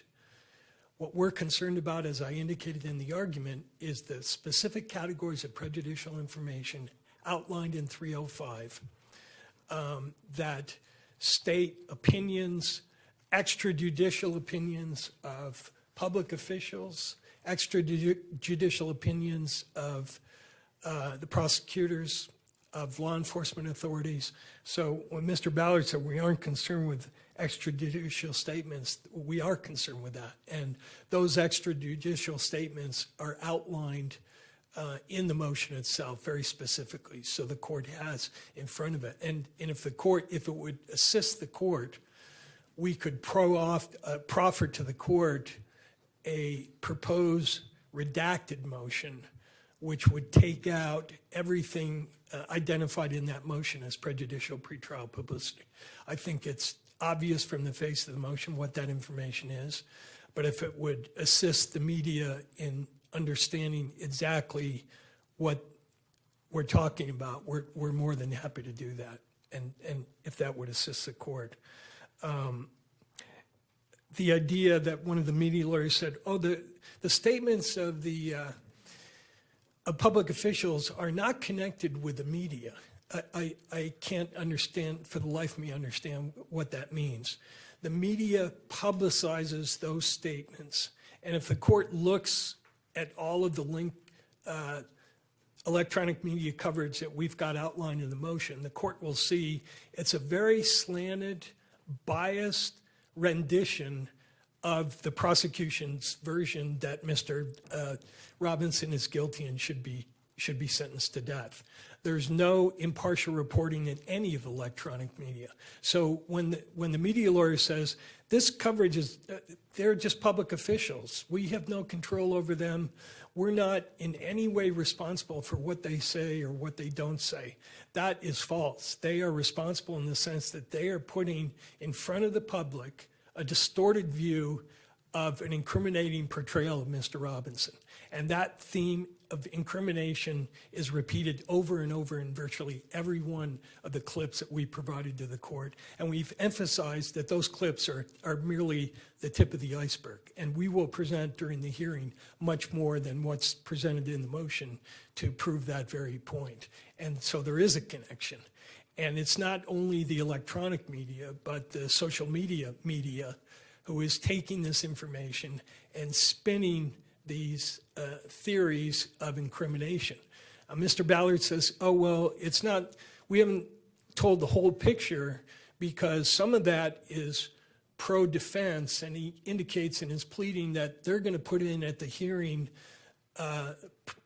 publicity concerning conspiracy theories that are out there. And the implication is that those conspiracy theories somehow help Mr. Robinson. But we're on the side here of using this trial as a method to find truth. We have no interest in advocating conspiracy theories, whether they help Mr. Robinson or not. So I think it'd be helpful for the court to see some of these conspiracy theories. But the main point is the public is not being educated by electronic media. They're being biased by it, and they're being slanted to extreme views on both ends of the spectrum. And that's where the court, under the Maxwell case, says the trial court has a primary responsibility to step in and take measures that could lessen the impact of that publicity. The idea that it's already out there, and the Algier case, I want to focus for a minute on that case, because I think if anything, it supports the argument we're making. The court in that case was concerned with a letter from a jailhouse informant, a single letter, who claimed that Mr. Algier, I'm sure I'm mispronouncing his name, had confessed to him in a jailhouse conversation. And the trial court refused to seal the letter because there was already other publicity. We don't know what that other publicity is. It's not detailed in the Utah Supreme Court's opinion. But when the case reached the Utah Supreme Court, critical fact for the court, the Supreme Court, was that in the briefing in front of the Supreme Court, Mr. Algier had included the letter that had been sealed by the trial court pending the appeal. He himself disclosed the content of that letter. And the Utah Supreme Court said, in affirming the decision of the district court that the interest favoring unsealing the letter outweigh the interest that favor keeping it sealed, we note that since the time of the district court's decision, most of the significant information contained in the letter had been introduced into the public arena. Specifically, in his brief in this court, which is a public document, Mr. Algier included the third district court's decision to unseal the letter. That decision, which was filed under seal, quoted the letter. Because these portions of the letter have been placed by Mr. Algier into the public arena and are therefore accessible to the media, any significant interests that would be protected by requiring the letter to remain sealed are now greatly diminished. So how does that case compare to this one? Well, first of all, we're not dealing with information that the defense has voluntarily put into the public domain.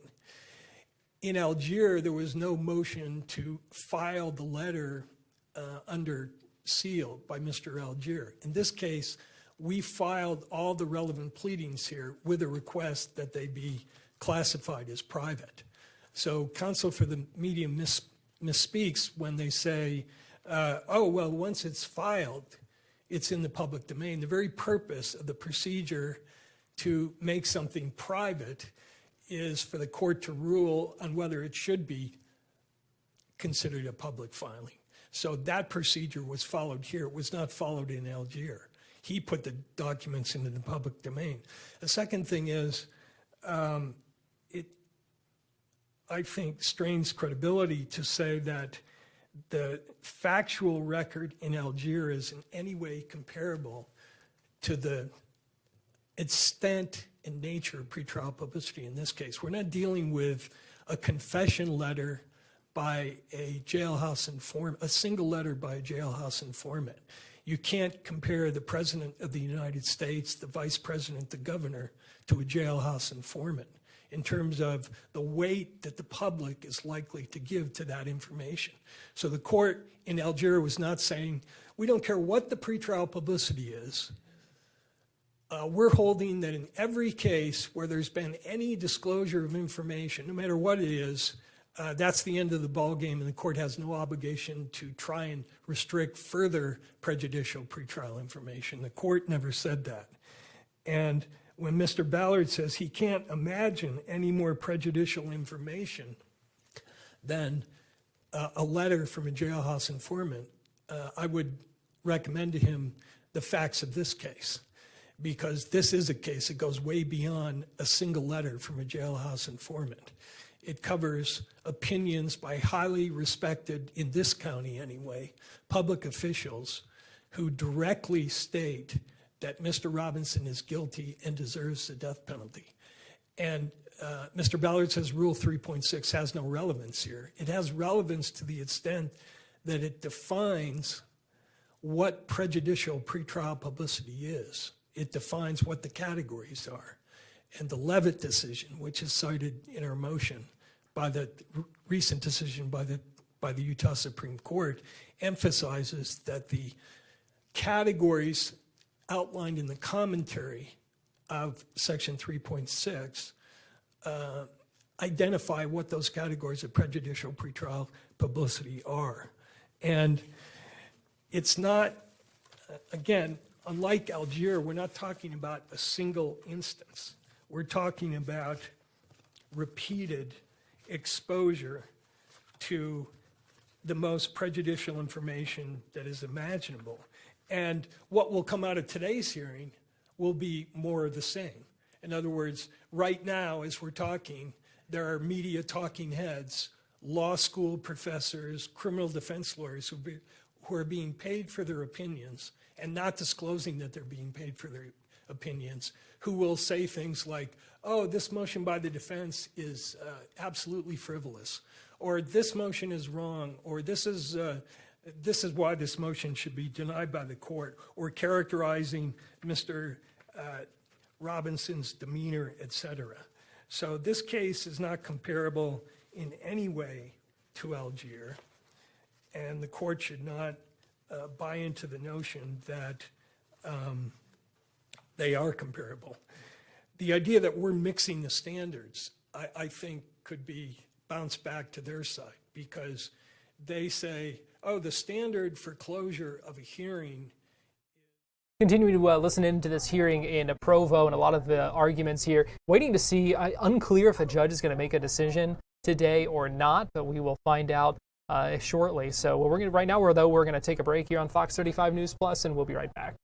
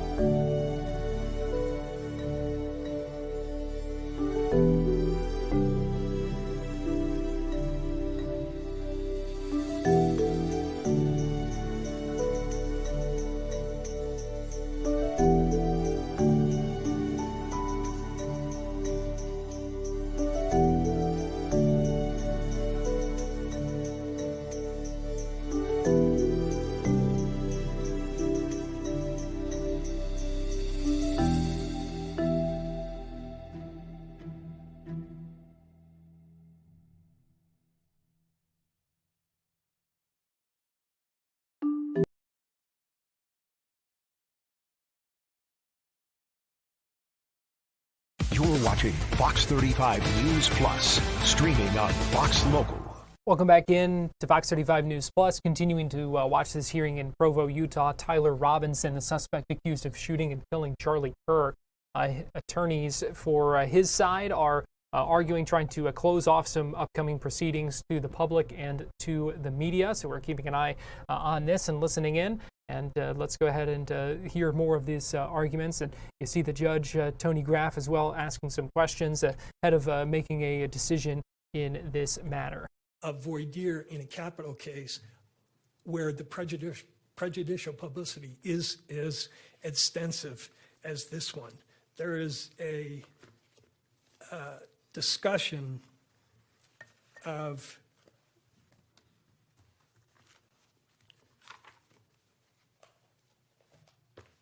this issue in an older case, but it always struck me as kind of really stating the truth of it. In the court, this is an old, high publicity murder case, California case, Corona versus Superior Court, 24 Calap 3rd, 872. And the court is characterizing its experience with voir dire as an effective method. And the court says, questioning on voir dire as to the effect of the media's evidentiary disclosures, one prospective juror may deny or admit awareness, another disclaim or admit prejudgment. One may falsely deny both knowledge and prejudice for the sake of a place on the jury. An honest juror may admit knowledge or tentative prejudgment and find himself excluded. Many will sincerely try to set aside their preconceptions and give assurances of impartiality, yet unconsciously bend to the influence of initial impressions gained from the news media. And along the same lines, we have in this case an expert declaration that is discussed in docket 305, which talks about the importance of repetition in causing conscious and unconscious bias in jurors. And the importance of unconscious bias is it's by definition bias that cannot be weeded out by voir dire because the juror doesn't know they've been affected by it. And the expert, this is page 94 of 305, says the volume of coverage in notorious cases can be overwhelming. And studies show that the quantity of pretrial publicity to which jurors are exposed affects their level of bias. Across studies extending back several decades, researchers have demonstrated that individuals exhibit a greater propensity to prejudge defendants when they are exposed to more publicity, both as a general conclusion, i.e. showing a general propensity to prejudgment based on an increase in the amount of exposure, and in response to specific thresholds, i.e. showing that prospective jurors exposed to at least 3 newspaper articles about a crime were more likely to believe there was ample evidence against the defendant. This effect has been demonstrated in both naturally occurring and controlled settings, confirming the validity of the proposition. And along the same lines, the U.S. Supreme Court, in a case cited on that same page, U.S. Department of Justice versus Reporters Committee for Freedom of the Press, 489 U.S. 749, says, the fact that an event is not wholly private does not mean that an individual has no interest in limiting disclosure or dissemination of that information. So the fact that there's already existing prejudicial pretrial publicity out there should not give rise to the conclusion that, oh, well, let's add some more. Because the court at this stage of the process still has the ability to control this process in a way that will protect Mr. Robinson's right to a fair and impartial jury by a representative jury. And just to say, well, we'll handle it down the road is to ignore the mandate of Maxwell that the court has to be proactive and to take action before the prejudice happens. So we're seeking to prevent future prejudice. It's already existing, there's no doubt about that. But to throw your hands up at this point, this early stage of the case, and say there's nothing I can do about it, we're just going to continue along the same lines, allow these people to keep making these prejudicial statements, and hope for the best down the line, and that we won't have to exhaust the entire pool, we won't have to move for a change of venue. And again, there are costs associated with those remedies that we think argues in favor of this motion. Thank you, Mr. Burt. Thank you. All right, I just have a couple of questions for the parties. The intent is to obtain these, and then the court will take a brief recess. I want to discuss issue its ruling, and I want to update my notes. I've been taking notes the whole time. I'll be issuing a ruling, but I also, based off that ruling, will want to talk about what the expectation for the next hearing is, to set the guidelines in place so we all come in prepared, knowing what the expectation is and what we'll be handling specifically. All right, to the defense, most pretrial motions discuss evidence that has not yet been ruled admissible. If the court seals a January 9th motion simply because the evidence might be deemed inadmissible later, Wouldn't that set a precedent requiring the court to seal almost all pretrial evidentiary filings?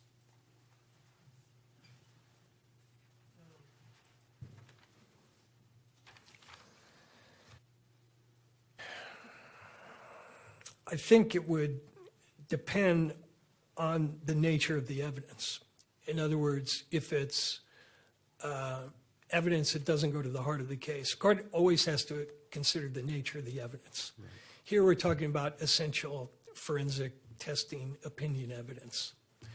And so that puts it into a category that I think is distinct from any and all motions having to do with any sort of evidence. There may be some evidence that doesn't fall into that category.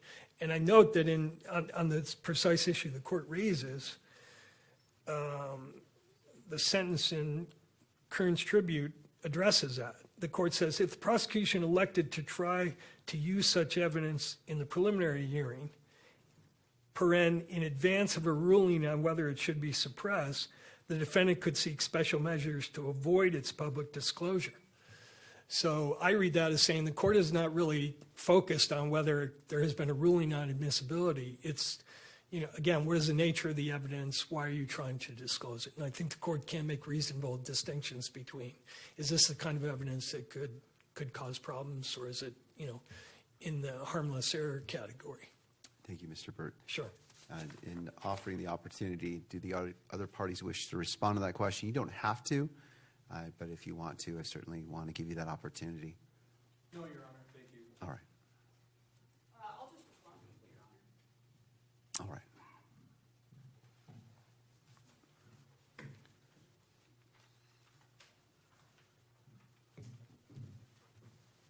Carissa, you're asked on behalf of the news media again. So just to respond to the argument that the test should be whether the evidence goes to the heart of the case, that's not really a standard that I'm aware of in case law or the rules.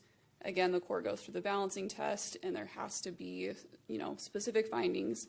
There could be a substantial probability of prejudice. And here I would just argue that's just not the case. And I will just direct the court to the arguments we made in our sealed supplemental opposition that is very specific to this motion as to why that showing has not been made here.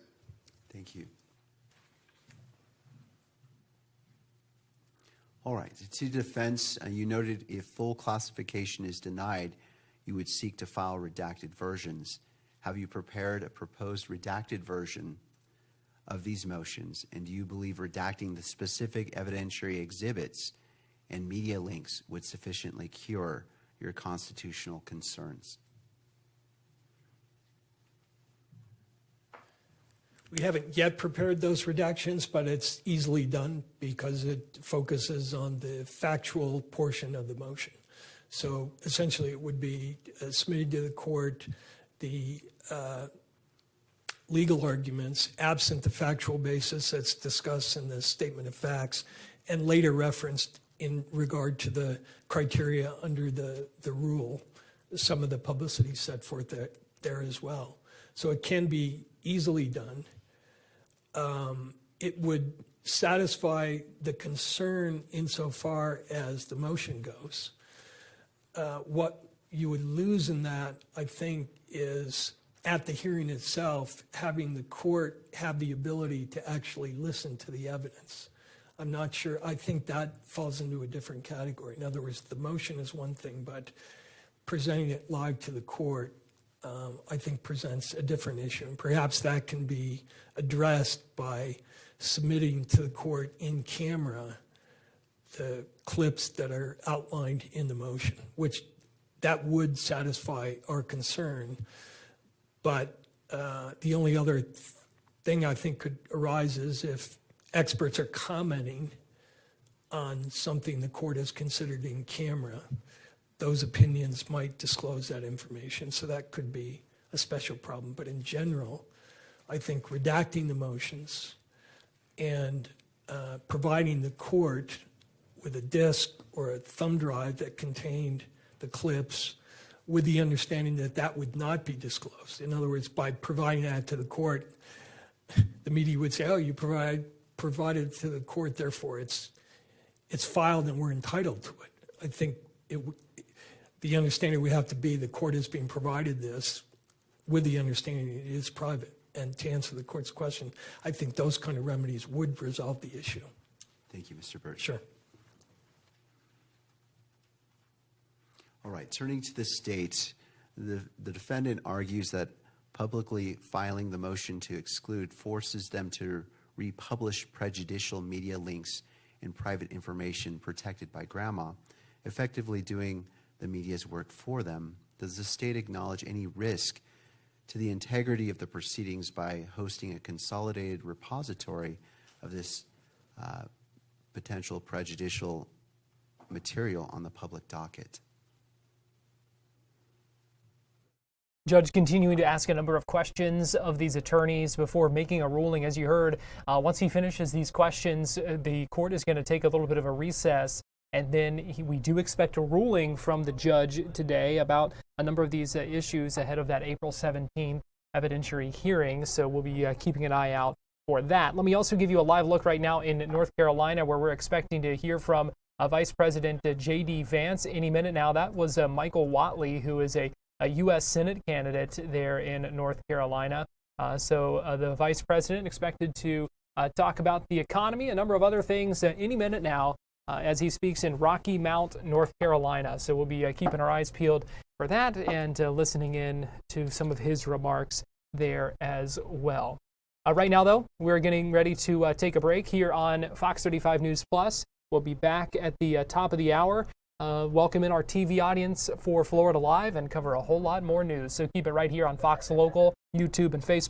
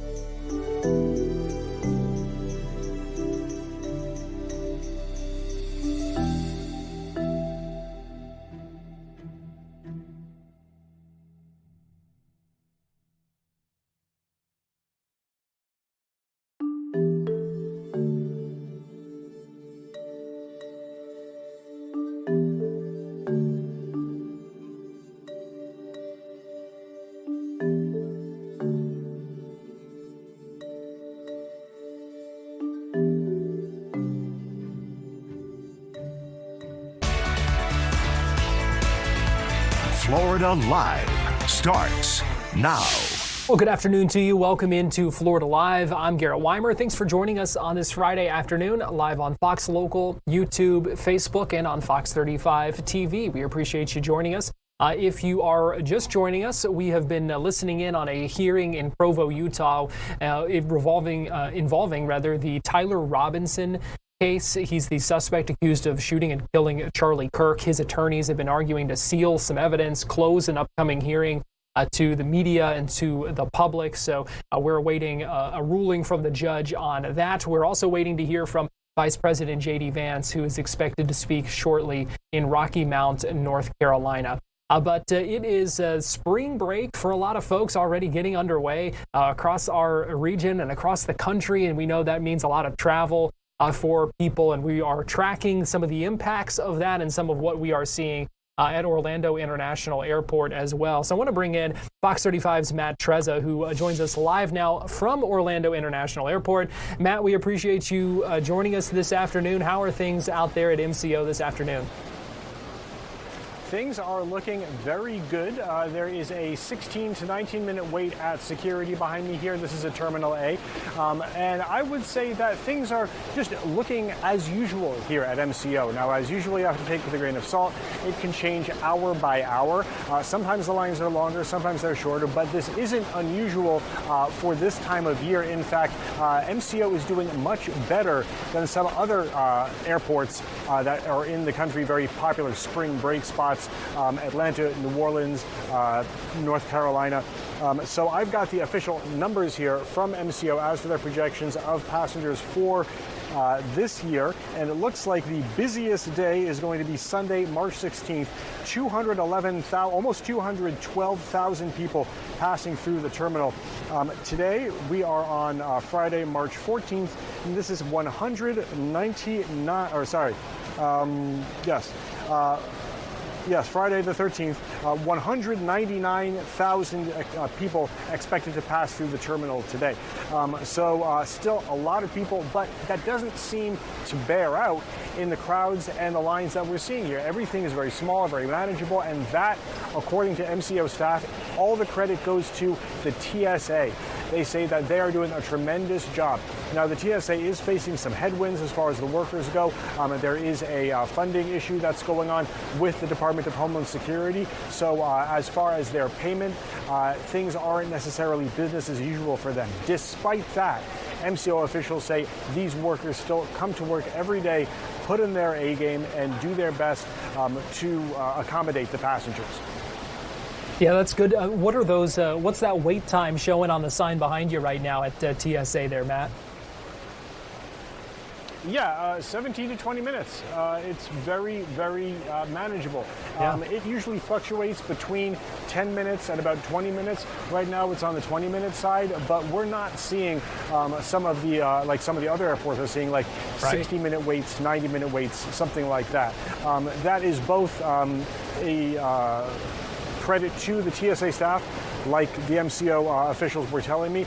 And they also told me that some of the pressure is taken off of Terminals A and B because of the existence of Terminal C now, a lot of international flights going in and out of there. So just adding more capacity to Terminals A and B.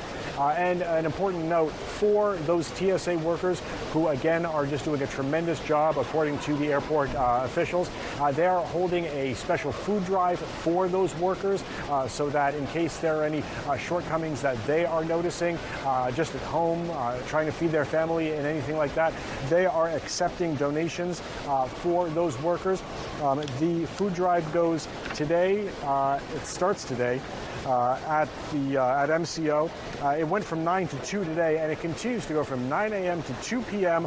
throughout the weekend and into March 16th, which is Monday. So tomorrow, Sunday, and Monday from 9 to 2, you can drop off any kind of canned goods, any diapers, toiletries, and gift cards of up to $10 in value. That's at Terminal C. They're also accepting them at the information desks in the terminal, and you can also bring any kind of donations for TSA workers Monday through Friday, 9 to 5 at Orlando Executive Airport, and that is just east of downtown Orlando.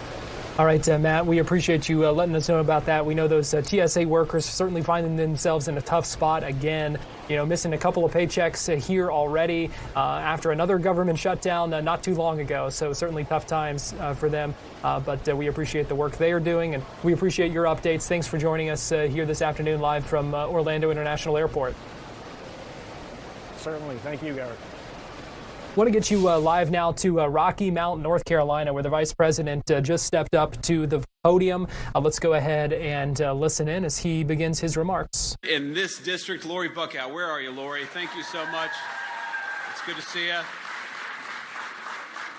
an officer in our military and now a person who wants to serve this great district and actually do something good for the people of this district instead of just voting with Nancy Pelosi, which is exactly what Don Davis does every single day. He's in Washington, D.C. So, Lori, thank you. We're going to talk a little bit more about your race here in a second, but a lot of you know that this state has a very special place in my heart because I grew up in a poor family. I was raised by my grandmother, and then when I graduated from high school back in 2003, I enlisted in the United States Marine Corps, and I really spent the first 4 years of my adulthood not too far from here in the eastern part of our state, becoming a young Marine and frankly becoming a young man.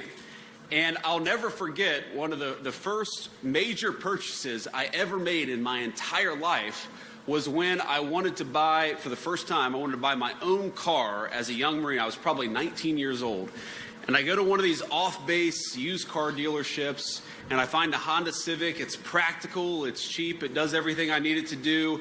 And I'm going to get the dealer's low interest rate financing of 21%.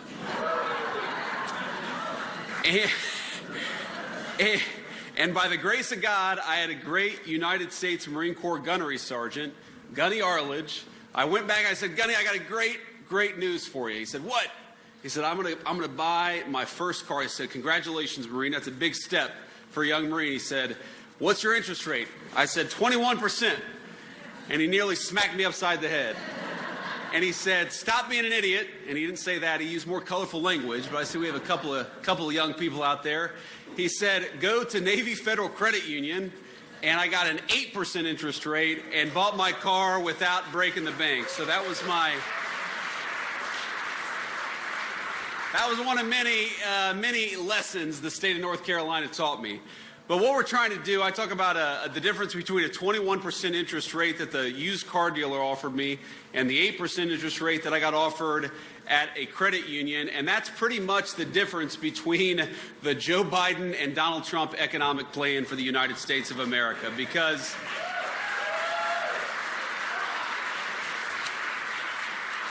in just a very brief time, we've seen new home purchases rise to their highest level in 5 years since the last time Donald Trump was president.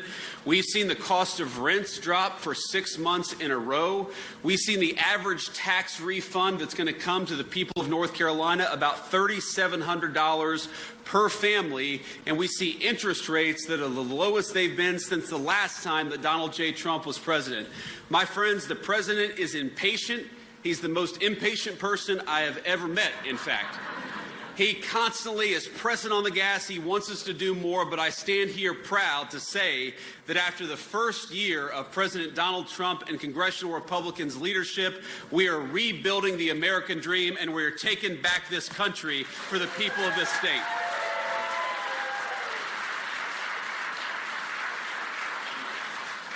Now, there are a number of things that I'm proud of, a number of things I want to brag on, but I actually want to take a little bit of an audience poll because I was looking at some of the things that we put in the working families tax cut, this one big, great, big, beautiful bill. Now, that bill is over 1,100 pages long, and unlike most of these bills that are way too long, this is chock full of good stuff for the people of this district, the people of this state. But there are a few things in particular that I think are important for this state. Number one, that piece of legislation, the working families tax cuts, had the biggest tax cut for Social Security benefits that we've ever seen in the United States of America. Number two, it wasn't just Social Security recipients. Number two, that legislation had the biggest tax cut for people making under $100,000 that we have ever seen in tax legislation in this country.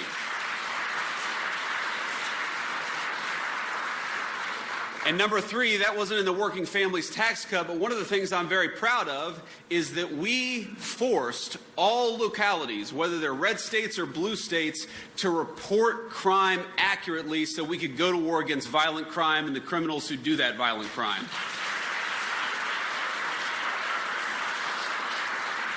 Now those are three things, and on this part, I only want you to clap once, because again, I'm going to take an audience poll here. I'm going to ask you what your favorite of those three pieces of legislation, those three accomplishments are that we've had so far in the Trump administration. So, If your favorite thing of those three is no taxes on Social Security, let me hear it. Okay? If your favorite thing is the biggest tax cuts for people making under 100K, let me hear that. Okay? And if your favorite thing is that we've gone to war against violent criminals, let me hear that. Okay.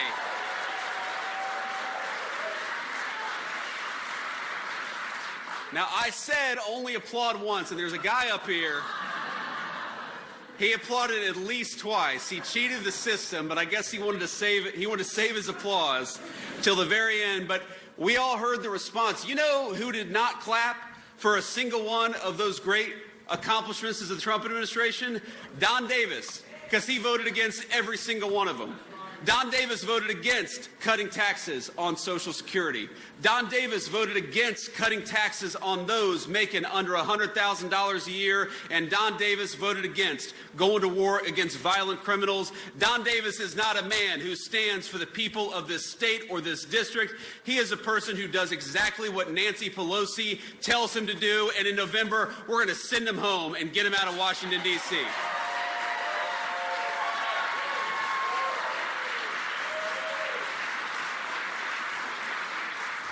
Now, the crazy thing, y'all, about a guy like Don Davis is, sometimes you meet a Democrat in a red district, and, I don't agree with him on everything. Of course, Democrats, Republicans disagree on politics from time to time, but you at least have some people out there, or maybe you used to, who would vote their conscience or vote the interests of their district. What makes Don so unusual is that we are in a common sense district here in the state of North Carolina, and this guy still votes every single time with Nancy Pelosi. In fact, I asked my team, I said, find a major piece of legislation, find something easy where Don Davis could vote against the Democrats and vote with his district, the moderates, the independents, even the conservative Democrats. Find me one example where this guy defied the leadership of his own party. He has never done that on any major issue that we could find. And here's just a layup, Don. An easy layup that we gave you. Frankly, it would have been bad for poor Lori's campaign chances, but he couldn't even take the bait on the Save America Act.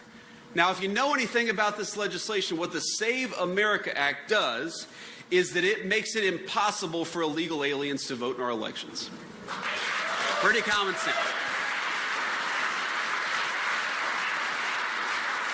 Now, I think that's pretty easy, right? We don't want illegal aliens voting in our elections. My favorite thing is whenever I bring this up, you'll have some Democrat on TV who will say, well, we don't have to worry about that because illegal immigrants voting in our elections is very rare. Well, number one, how about we put it to zero, okay? Even if you're right. Number two, you're not right. It happens way more often than a lot of people appreciate. In fact, just this week, ICE arrested an illegal immigrant. I'm going to read this because I want to make sure I get it right. An illegal immigrant from Mauritania who's voted in 7 federal elections since 2008. And I haven't got on good authority that in every single election he voted for Don Davis. No, I don't know about that. I don't know where he voted, but I guarantee it wasn't for us. Okay? It wasn't for America First policies. Now, here's the thing, though. Even if you take the Democrats at their word, even if illegal aliens voting is very rare, then why don't we ban it anyway?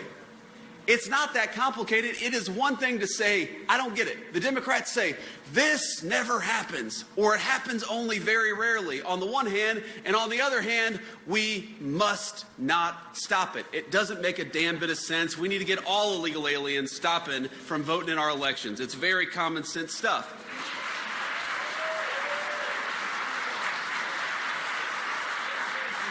But even on that, Don Davis could not be persuaded to vote for the people of this district. That's like an 85% issue. You look at the majority of even Democrats across our country, a solid majority of Democrats want to pass the Save America Act, but not the guy who allegedly represents the state of North Carolina, who represents this district.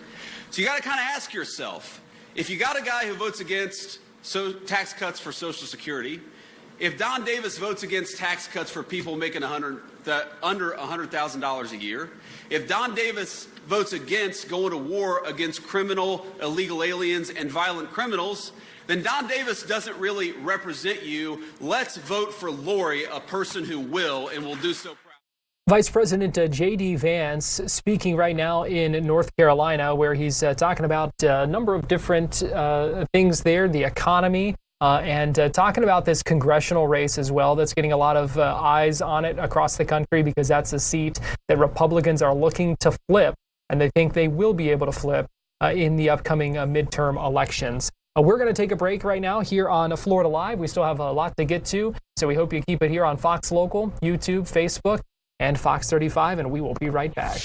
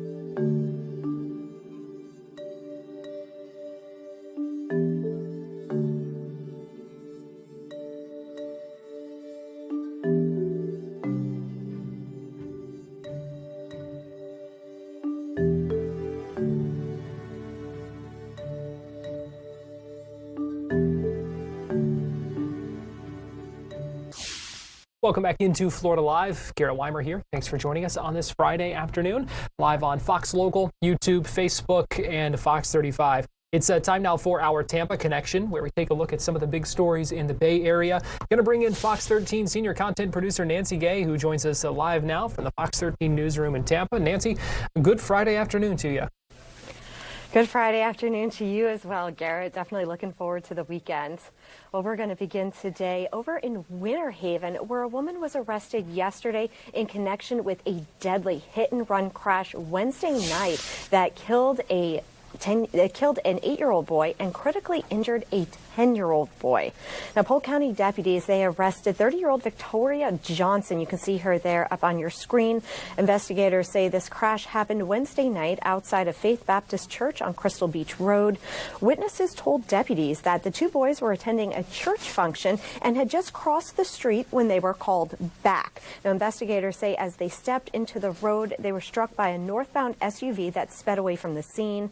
That 8-year-old boy died from his injuries. The 10-year-old Bloomfield, is in critical condition at Arnold Palmer Hospital with a broken arm, a broken leg, and a skull fracture. Now, a break in the case came yesterday when Johnson called the sheriff's office to report her SUV stolen. However, deputies say that her story quickly fell apart. Now, during questioning, investigators said Johnson admitted that she was driving the night of the crash and said that she thought she might have hit someone. Now, according to an arrest affidavit, Johnson told deputies that she was driving around to relax. She was listening to music, and she was driving despite having a suspended license for a previous DUI. She also admitted to being a regular methamphetamine user and told investigators that she had actually used the drug moments before getting behind the wheel on Wednesday night. Deputies say Johnson then gave the vehicle to an acquaintance to, quote unquote, get rid of it. That man, Corey Stewart, was later spotted driving the damaged SUV in Lake Wales. He and a passenger were actually arrested after a brief standoff with deputies. Johnson is facing several felony charges, including leaving the scene of a crash involving death and driving with a suspended license. Garrett? Gosh, just such a sad case when you think about an 8-year-old killed in that and a 10-year-old still critically injured. I mean, just a sad story. Yeah, it's definitely a sad story all around. And we were told that the boys were at that church on Wednesday night celebrating the pastor's 50th birthday. And the reason why they turned around to go back was to get cupcakes. So it's a horrible, sad story all around. Also tracking a disturbing case, an animal cruelty investigation. What do we know about that? Yes, deputies in Citrus County, they've arrested 76-year-old Jill Swaim after doing a welfare check at her home in Hernando. Now, Swaim is actually a volunteer with several animal rescues up there. And while deputies say that everything outside of her house seemed normal, as they walked up to her house, they were met with an overwhelming smell of ammonia. And that odor, they said, was so intense that the officers actually suffered from burning throats and watering eyes. And once inside that home, investigators found that it was covered in feces and urine. And Garrett, there was also a dead cat inside that home that they say was left to decompose in a bathroom. Now, as I mentioned, Swave is a known volunteer for several local animal rescue groups. And initially, she was charged with 13 counts of animal cruelty and 1 felony count of aggravated animal cruelty. However, the investigation grew the following day when animal control officers removed 39 more cats from the property. Initially, they had removed 13 cats. So in total, 52 living cats were rescued and are now being cared for by the Citrus County Animal Services. And during the investigation, one rescue organization reportedly admitted that they knew about Swaim's home. They knew that it was in poor condition. However, they failed to report it to authorities. And sheriff's officials say more charges could be forthcoming as forensic exams continue. They are urging anybody who suspects animal neglect or abuse to call the Citrus County Sheriff's Office non-emergency line, and that number is 352-249-2790. Garrett? Yeah, certainly a disturbing case there. And finally, I know you're also tracking an update in a decades-old cold case. Yes, this cold case is actually from the summer of 1984, and that's when 28-year-old Carolyn Merricks was found stabbed to death in her South St. Petersburg apartment. And the horrific discovery was made by relatives who went to check on her after her sister could not reach her. Now, detectives say that it was a violent scene, noting that Merricks was found on the floor just inside the doorway, and there appeared to be some type of a struggle, and they say that she had been stabbed several times. And before her death, Merricks was known for her vibrant personality and her work at the Tierra Verde Yacht Club. And she also spent time as a server for the Suncoast Playboy Club, where she worked under the name Bunny Chandra. In 1983, she was named Suncoast Playboy Bunny of the Year, and she was one of the first black women to hold the position at that club. And at the time, investigators looked into whether her high-profile job played a role in her death. They interviewed everyone she knew at the club and at her apartment complex, complex, but they couldn't find a forensic link. Detectives believe Merrick's likely knew her killer, as there were no signs of a robbery, and her friends say that she would not have let a stranger inside of her home. And while other stabbing deaths occurred in the area during the 80s, police do not believe Merrick's case was part of a serial pattern. They also ruled out 2 convicted killers linked to other Playboy-related murders because both of those men were already in prison when Merrick's was killed. Now, Detective Wally Pawlewski is revisiting the case using technology that did not exist 40 years ago. St. Petersburg police are utilizing advanced hair analysis and genetic genealogy, hoping to identify unknown DNA or find a suspect's relatives through database searches. For the investigators and Merrick's family, this is about more than closing a file. It's about accountability and finally finding out what happened. Anybody with any information regarding the death of Carolyn Merrick's is urged to call the St. Petersburg Police Department. Garrett? Yeah, who knows? I mean, maybe this will be the opportunity that they need that will finally solve this case. Yeah, hopefully it will be because, again, 40 years ago, we did not have the same DNA technology, and you never know what could turn up or how that may link to a suspect. And also her story was featured as part of a series of Playboy Murders on documentary series. So maybe that'll lead to somebody calling in. It might jog someone's memory because that does have, nationwide appeal. So they're hoping to finally solve this case after so many years. Yeah, that would be great. Fox 13 senior content producer Nancy Gay, we appreciate you joining us with our Tampa connection. Thank you. Got Fox 35 Storm Team meteorologist Laurel Blanchard joining me live now with our Florida Live forecast. And Laurel, we are heading into the weekend, but it's not exactly going to be ideal weekend weather for us. Not ideal, but not a washout either. I feel like you kind of just have to play with Mother Nature on this one and just try to figure out when the rain isn't going to be in. It's going to be a little bit of a dodging showers kind of weekend, especially on Sunday for us here in Central Florida. And then, we're also talking a cool down after that. So just more weather that's not exactly ideal for a lot of people on spring break that are heading into that. Garrett, you're just making me give all the bad news on this Friday, right? I know. Yeah. Sorry. So we'll let you get to it then. All right. Let's just rip it off. Here we go. All right. So a mix of sun and clouds through the rest of the day today and through tomorrow. For Saturday, we are going to be seeing a couple of sea breeze storms pop up, but mainly that's going to be more closer to the Tampa area, but areas across Sumter County may just get lucky enough to get in on some of those showers. Round 2 of rain really moving in Sunday and Monday.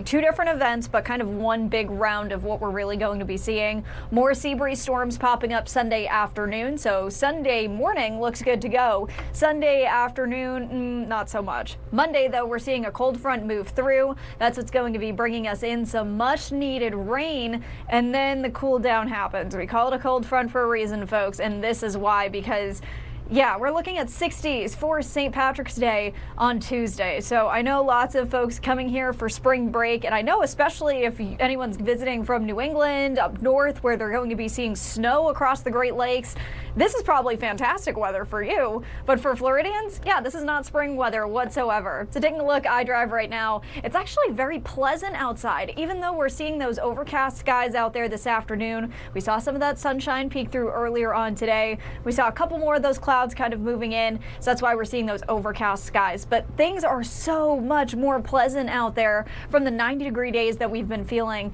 for the past couple of days. So a little bit of a temperature shakeup on the way, but storm tracker radar clear. We're going to keep those clouds around through the rest of the evening and into the overnight tonight. But taking a look ahead towards our weekend forecast, we're going to see a little bit more of that sunshine peek through on Saturday, keeping a 30% chance of a couple of scattered showers, again, mainly across Polk, Sumter, and maybe even parts of Lake County, going to be seeing those scattered storms. And as we take a look at Sunday, more sea breeze storms on the way. So it's a complicated forecast. So let's break it down. Through the rest of the evening, seeing a couple of pop-up showers, but mainly I think week, we're only going to be seeing clouds. Really, if you do see a very spotty shower, you're going to be one of the lucky few, again, because we just definitely need the rain. But Saturday, once we head into the afternoon, areas especially Florida Turnpike and westward could be seeing just a couple of pop-up showers because of the sea breeze and seeing that little bit of moisture just coming up directly from the south. It's not going to be widespread, just a couple of spotty showers on tap for your Saturday. This is about 3:30 p.m., which is the heat of the day, so very consistent with what we normally see every single day in the summertime. Taking a look at Sunday, though. Sunday morning starting off clear, so if you have any plans, maybe even going to some of the St. Patrick's Day parades that are happening on Sunday morning, things are looking good Sunday to start, and then once we head into the afternoon, that's when we see more of those widespread showers kind of pick up, moving up directly from the south. We could be seeing a couple rumbles of thunder with this round, but really it's going to be mainly Sunday evening is when we see the majority of that widespread rain, pretty much region-wide. We'll see those showers kind of taper off at about 1:30 in the morning, so if you are heading out the door Monday morning, things are once again looking good. It's once we head into Monday evening, this is the front that's going to clear us out. So this is Monday afternoon, very spotty showers, spotty storms, very similar to what we saw yesterday as that cold front was moving through. Not looking at the chance of severe weather on Monday, but we are going to be just keeping a very close eye on the radar once again as this frontal boundary is moving through. So we could be seeing upwards of 3 inches of rain in some places, kind of if you just get caught in those heavier showers. So that's really what we're going to see before the cold air moves in. And I know lots of people are going to be like, Laurel, this is crazy, but it's true. We're going to see those temperatures in the 60s on Tuesday. And Garrett, I don't even want to talk about our low temperatures. I just want to ignore my next graphic. But I have to show it because I know that a lot of folks are looking to maybe go to the beach, but I got to show it anyway. So as we take a look at the next 5 days, low 80s tomorrow, Sunday, and Monday. Very pleasant for this time of year, only a couple degrees below average compared to the over 10 degrees that we were running towards the beginning of the week. And then we go about 10 degrees below average. So that's on Tuesday, slowly making our way back up towards average temperatures, taking a look on Wednesday. This is the graphic I have been dreading to show. So highs on Tuesday, 66 degrees for St. Patrick's Day. Lows Tuesday night. This is when we're going to be seeing the coldest air sink in, 45 degrees. No thank you. We are in March here in Florida. I don't want those temperatures, but to even add a crazier note onto everything, I know lots of folks are trying to maybe head to the beach at some point this week for spring break. The water temperature is going to be warmer than what we're going to be seeing for air temperature on Tuesday. Isn't that wild? Yeah. Gosh, I don't even know what to make of this at this point. And it's like, normally we should be seeing those temperatures throughout the mid-upper 70s. It's nice. We're seeing that sunshine. And yeah, the sun's going to be shining. I guess that's the only good thing Sunny. about this. Yay, sunny. It's the Sunshine State. No guarantee that it's going to be warm when you come here. You're right. And again, I think this is all just like a matter of perspective. For us Floridians, this is cold. But for people who are possibly visiting here, especially this week, as lots of kids are on spring break, especially from New England, Midwest, they're going to be coming down here hoping for a heat wave, and that's a heat wave to them. I guess in some ways, yeah, all about perspective. You bring up a good point. Well, Fox 35 Storm Team meteorologist Laurel Blanchard, we appreciate you joining us. Thanks, Garrett. We are going to take a quick break here on Florida Live, but we'll be right back.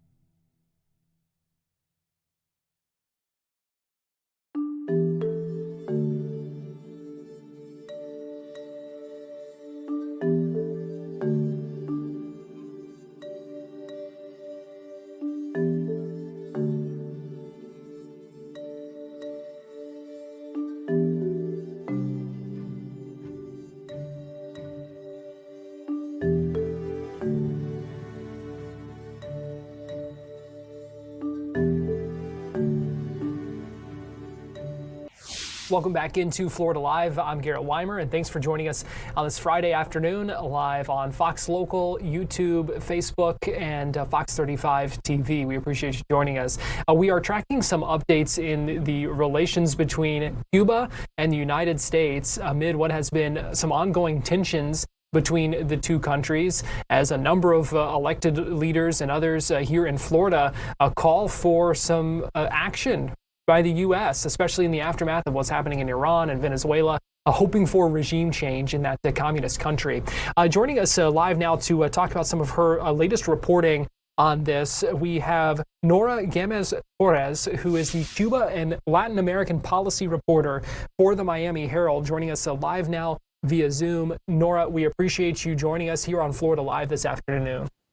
Thank you. Thank you for having me. So I first want to get to your reporting from earlier today about the leader in Cuba confirming ongoing talks with the Trump administration. What have you learned?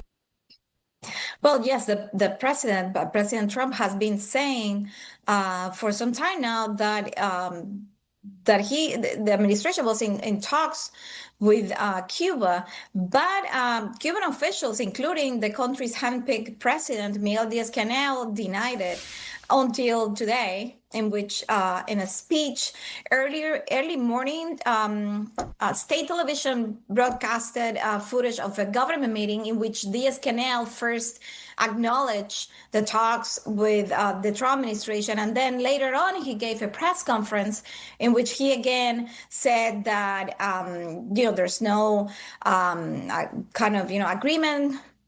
He suggested there's no agreement yet. He said these are, in its initial phase, but at the same time he did say that the two governments have been in contact for quite some time now.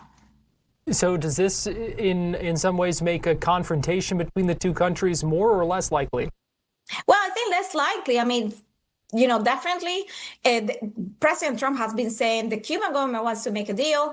And the fact that Diaz-Canel had to go publicly and said, yes, we're talking, when he first publicly denied that there were conversations, of course, that opens, that raises a lot of questions about who is actually engaged in these talks. We saw Raul Castro's, Cuba's ultimate leader, his grandson was there in both the government meeting and the press conference, and he's the person that the Miami Herald reported that was in talks with Secretary of State Marco Rubio's team. They met, some Rubio advisors met with him in St. Kitts in the Caribbean last month. And this has been, an open secret for quite some time. But Diaz-Canel today, he did not say much more. He did not announce economic reforms of the kind of, political changes that Cuban exiles here want to see. But he did tease some kind of economic reforms that are going to be announced Monday that could involve allowing Cubans abroad and here, for example, in South Florida, to have more quote unquote participation in the country's economy. We will have to wait and see what he announces next week. What do you make of the announcement and the timing of it, of some of these reforms and of confirming these talks? Is this a response to the escalating pressure, do you think, that we've been seeing and been hearing? Yes, he denied, for example, late last night, the Cuban government also announced the release of 51 prisoners. Today, Diaz-Canel kind of suggests that these events are not related, but we know for, our sources that all of this is part of what has been discussed in this first back channel conversations between, members of the Trump administration, people close to the Trump administration, and members of the Castro family. So we know, what we know so far is that there are going to be 51 prisoners released. Cuba's about to announce some sort of, economic reforms, especially to allow more participation of Cuban Americans and Cuban exiles in the country's economy, and that there are official talks right now. These, have moved from back channel conversations to become now official talks between the two governments. I reach out to the State Department. I still have to hear from them. But of course, now after, weeks of denials, now we know that these talks are real and are happening, as President Trump have been saying for quite some time. And Nora, this comes as, it's been a tough time for the people on the island lately, dealing with blackouts and a number of other things that have kind of keeping that, the people in turmoil right now in a number of ways. Yes, these conversations happen because the Trump administration has put a tremendous amount of pressure on the Cuban government at a moment in which the country was already on the verge of a humanitarian crisis and an economic crisis. So there was little doubt that the Cuban government would have to sit and talk to the United States at this point. What it's in everyone's mind right now is that how far these talks are going to go, and if the Cuban government is going to make the kind of economic reforms and political changes that I understand President Trump and the people, in Marcos Rubio's team want to see happening. And we know from what President Trump has said is that that Marco Rubio, who is a Floridian of Cuban descent, is a part of these talks as well. And I'm just curious what that kind of dynamic, how he may be perceived by the Cuban leadership, or what a role, kind of unique role that he plays given his background.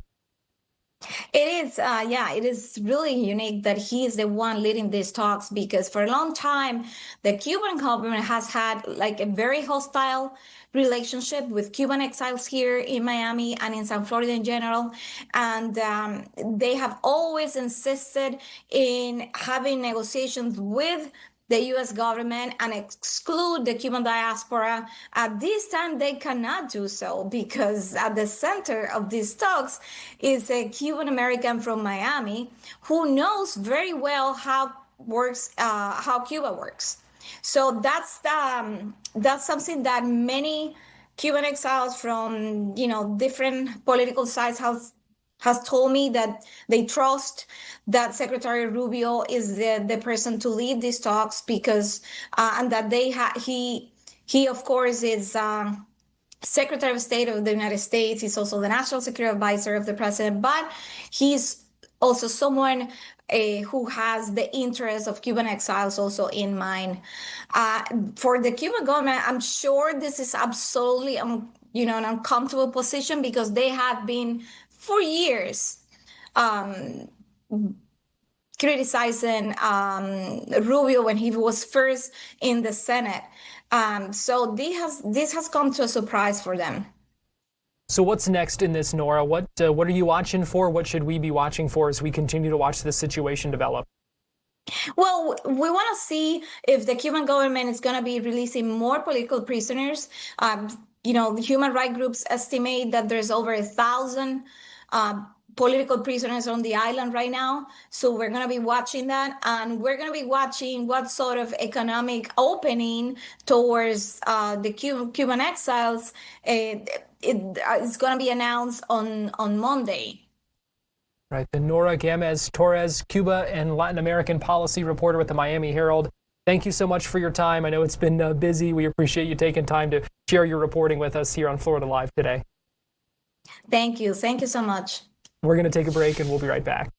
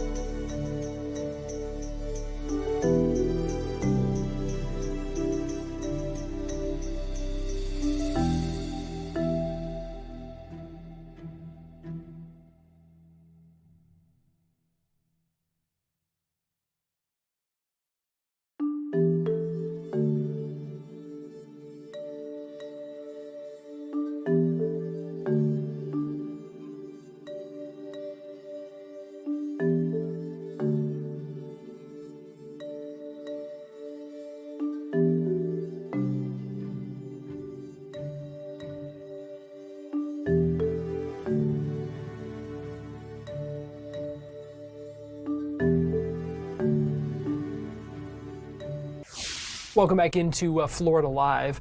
Magic legend Dwight Howard announcing his retirement from professional basketball.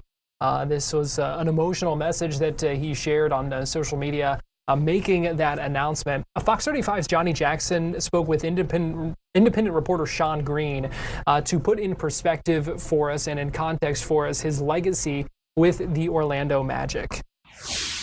Yeah, listen, I mean, Dwight Howard, in my opinion, is the greatest Orlando Magic player of all time. And I don't say that lightly.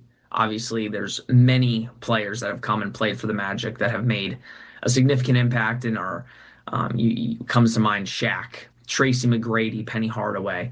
But I think Dwight Howard did more for the Magic in his time here, in my opinion, than any other player. Obviously, Shaq was a major one, but Dwight Howard brought the franchise from a really dark place and brought them to a finals appearance.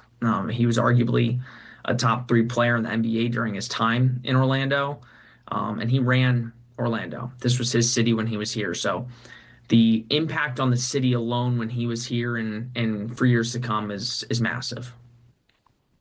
And when we hear some of these Hall of Fame speeches, whether it be the Magic Hall of Fame, the Naismith Basketball Hall of Fame, what sticks out to you as a fan and as someone who's covered and followed this team for so long?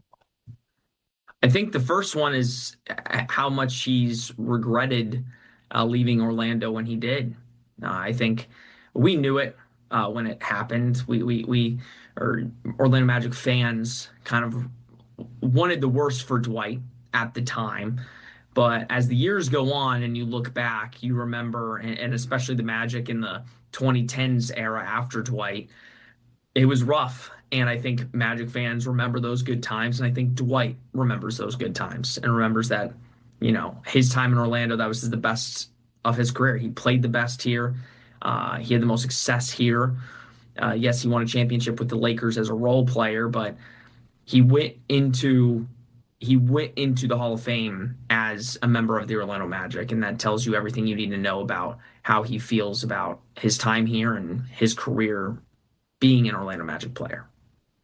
What does it say about the organization that, Dwight Howard and Shaq in their Hall of Fame speeches both just straight up said that they regret leaving Orlando? What does it say about the DeVos family and the organization as a whole? I think it tells you that players love to play here when they are here. Listen, Orlando is not a top market destination in the eyes of many NBA players or in terms of the public. It is a quote unquote small market team, even though I don't necessarily believe that. It is in terms of compared to the Miamis, the New Yorks, the LAs, it's a small market team. And I think certain players, when they are in it, they are, I mean, you look at Shaq, you look at Dwight, they were this city. They were the star of the city when they played here. And I think sometimes players take it for granted. And I think you look at Shaq and you look at Dwight, and I think Dwight more than Shaq, because Shaq left Orlando and he had, again, one of the greatest careers of all time, right? Dwight still had a Hall of Fame career, one of the best players to ever play in NBA history, but he didn't have as much success when he left Orlando as Shaq did. And I think there is a regret factor of you're the star in a city. And I think when you go to some of these other cities and you're not that same star, it kind of loses its luster a little bit. So I think when you come to Orlando and you are the guy, you're the guy in the city. And what does it say about the city and Orlando and Magic fans in general that Dwight is still like the guy here? He goes anywhere. He's bombarded with love by fans. I mean, he's brought out to judge things like the Red Bull bike contest, like a bunch of random stuff. You can just see Dwight Howard walking along the street, and he's just such a nice dude. Yeah, I'll say this. Time heals all wounds. It was not like that for many years here. But I think, again, listen, a quick story. When I was a kid, I obviously went to Magic games, and there was a million kids wanting an autograph from Dwight Howard. And I went to go get an autograph just as the other kids, and Dwight Howard starts to walk away, and I just say, Mr. Howard. And he turns around, And he says, because you were so nice, I'm going to sign this. And he signed it and walked away. And I'll never forget that moment. So I think Magic fans never were taking into account that Dwight was a bad guy. Dwight was one of the nicest human beings you could come in contact with. He always had a smile on his face.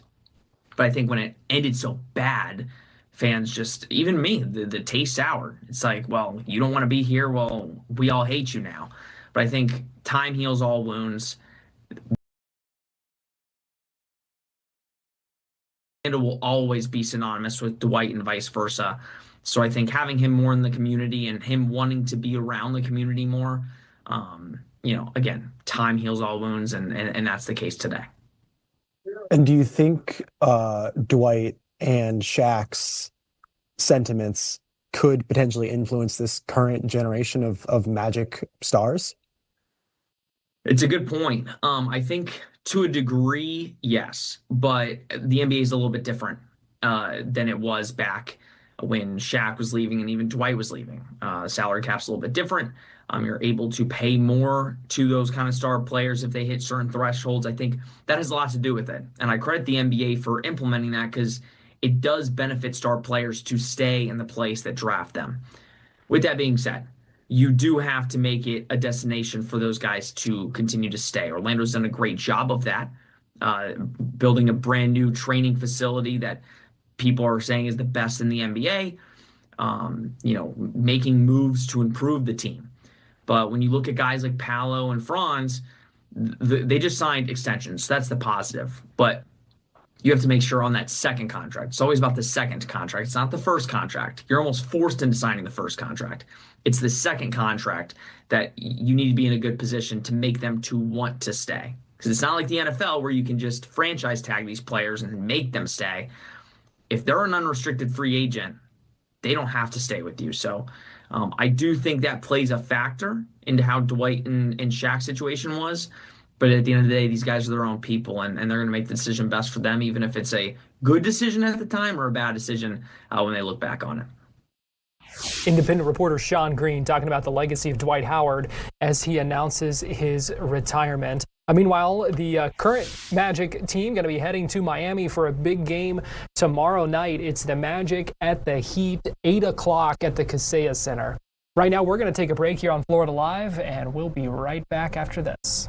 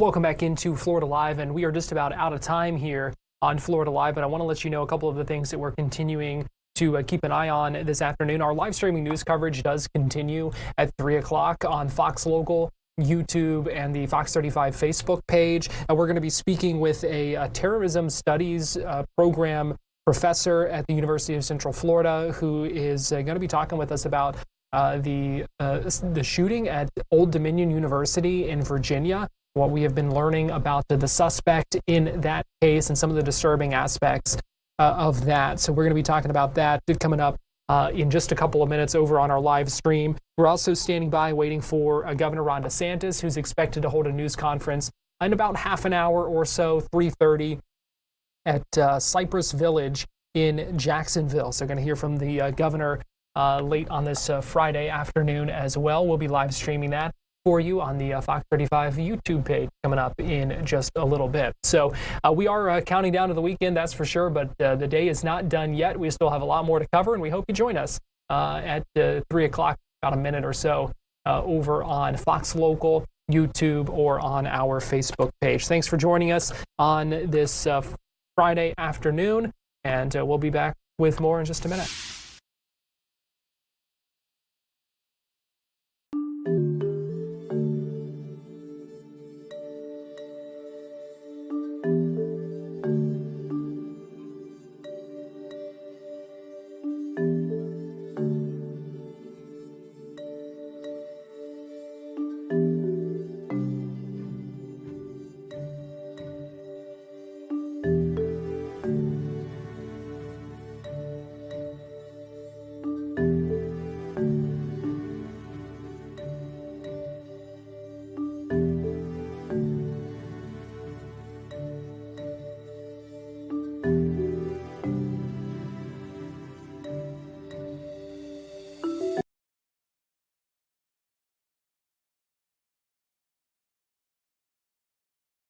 You're watching Fox 35 News Plus, streaming on Fox Local.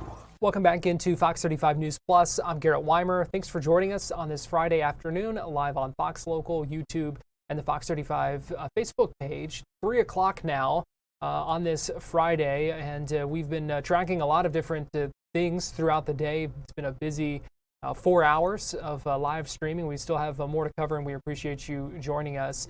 We talked earlier about the attack on the synagogue in Michigan. What we have not had the chance to talk about just yet is the shooting on the campus of Old Dominion University in Norfolk, Virginia. And what we're learning more about the suspect, a 36-year-old man previously served time for federal terrorism charges for providing material support to the ISIS extremist group. So interesting things coming out of that case in Virginia. And we're pleased to be joined this afternoon by Dr. Ted Reynolds, who's the director of the Terrorism Studies Program at UCF. And Dr. Reynolds, we appreciate your time. Thanks for joining us this afternoon here on Fox 35 News Plus. Thanks for having me, Garrett. I first just want to get your take on, we know the FBI is looking into this shooting in Virginia as an act of terrorism. What do you make of what we saw yesterday and what we are learning about this suspect now in this case? Yeah, this individual had been in jail for trying to join ISIS, certainly providing material support, and that can look a lot of different ways. I won't go into that. But was released, I don't know, early, which I don't understand. And then, of course, given the situation that's going on now in the Middle East, decided to act. And, he still was probably identifying with ISIS in doing this action. Given what we are seeing right now with the conflict in the Middle East, are things like this, certainly in no way condoning actions like this, but are things like this, do we typically see upticks in potential attacks or things like this when there is a conflict going on? Say not usually. It happens. Right now, there's a lot of propaganda going on, coming out of Iran, coming out of Al Qaeda, coming out of ISIS, online particularly. that is trying to rally these individuals that have, sentiments toward those groups to take action. And this is not a new thing. I mean, this is something that we've seen historically, attacks in Europe that were affiliated with Al Qaeda and ISIS. And they've been provided instructions online on ways to do this, using their vehicles, using different weapons. But we've had several incidents in the last week that could be potentially attributed as being terrorist-related attacks. They call them lone wolf, and that's kind of a misnomer. Nobody decides to do something without some type of motivation, either online or in person, but it's happening. And how does that happen? How do, even if they're not in direct contact, not directly a part of an organization, how does that happen to where they will get those ties and feel motivated to take such a drastic and violent action to commit an act of terror? Yeah, great question, Garrett. There is actually no shortage of, we'll call them jihadi videos online in certain chat rooms, through certain websites, where they will go and spend hours a day watching these videos, even videos that were done by people who are dead now. One case in point is Anwar al-Awlaki, who was the inspiration for the Fort Hood shooter. Many of his videos are still available on these extremist sites. That's kind of concerning that even now there are people deriving inspiration from that. Oh, it is, and they do. I mean, and especially when they're by themselves. We look at radicalization as a process, and someone can start out just curious, go somewhere and look at something, and if it speaks to them, and I use that phrase loosely, they wind up spending several hours a day watching these videos, and then maybe associating with other like-minded people online. Sometimes they run into handlers who can convince them to do things. How does this shooting that we saw yesterday at ODU fit into to patterns? Is this kind of does this fit the MO of what we often see? They're investigating that. I'm sorry, Garrett. I didn't mean to step on you there. You're fine. They're investigating that. They're going to look at all of his electronic communications to see if he was having any interactions with other, jihadis, for lack of a better term, and see if he was just on his own looking at stuff and making that decision on his own based on current situation and current conflict, or if he had somebody, kind of goading him on to take action. And I think people wonder about the targets sometimes of these and how maybe those are selected. People maybe say, well, why Old Dominion? Why a synagogue in Michigan? Whatever the case may be, that is shocking. You never expect it to be a place that maybe you are. And so I'm just curious about the selection of these targets. Is it just something that is available to these people who are taking this action? Yeah, that's exactly right. Because these are what you would call soft targets. They're not hardened like government buildings and military bases. You think of a synagogue, and fortunately, this synagogue had armed security inside. The university, they have security, but not to that degree. But some of the students there took care of that situation. But they look at what's the most available target where they're going to meet the least resistance. So moving forward, is it concerning that we have seen several of these kind of incidents in recent days and weeks when it's after what seemed like a lull? What do you think is driving this, and are we seeing a resurgence of this kind of terrorist activity, lone wolf terrorist activity here in the United States? I would say it's linked to our efforts in the Middle East right now to prevent Iran from becoming a key player in the area, particularly nuclear wise. So there's usually an impetus that drives them to do something. It rarely comes just out of the blue. And again, the propaganda online has ratcheted up drastically. I'm sure you're aware the FBI has issued notices to be aware and be on the lookout for potential homegrown activity, or domestic terrorist activity. And that's not unusual.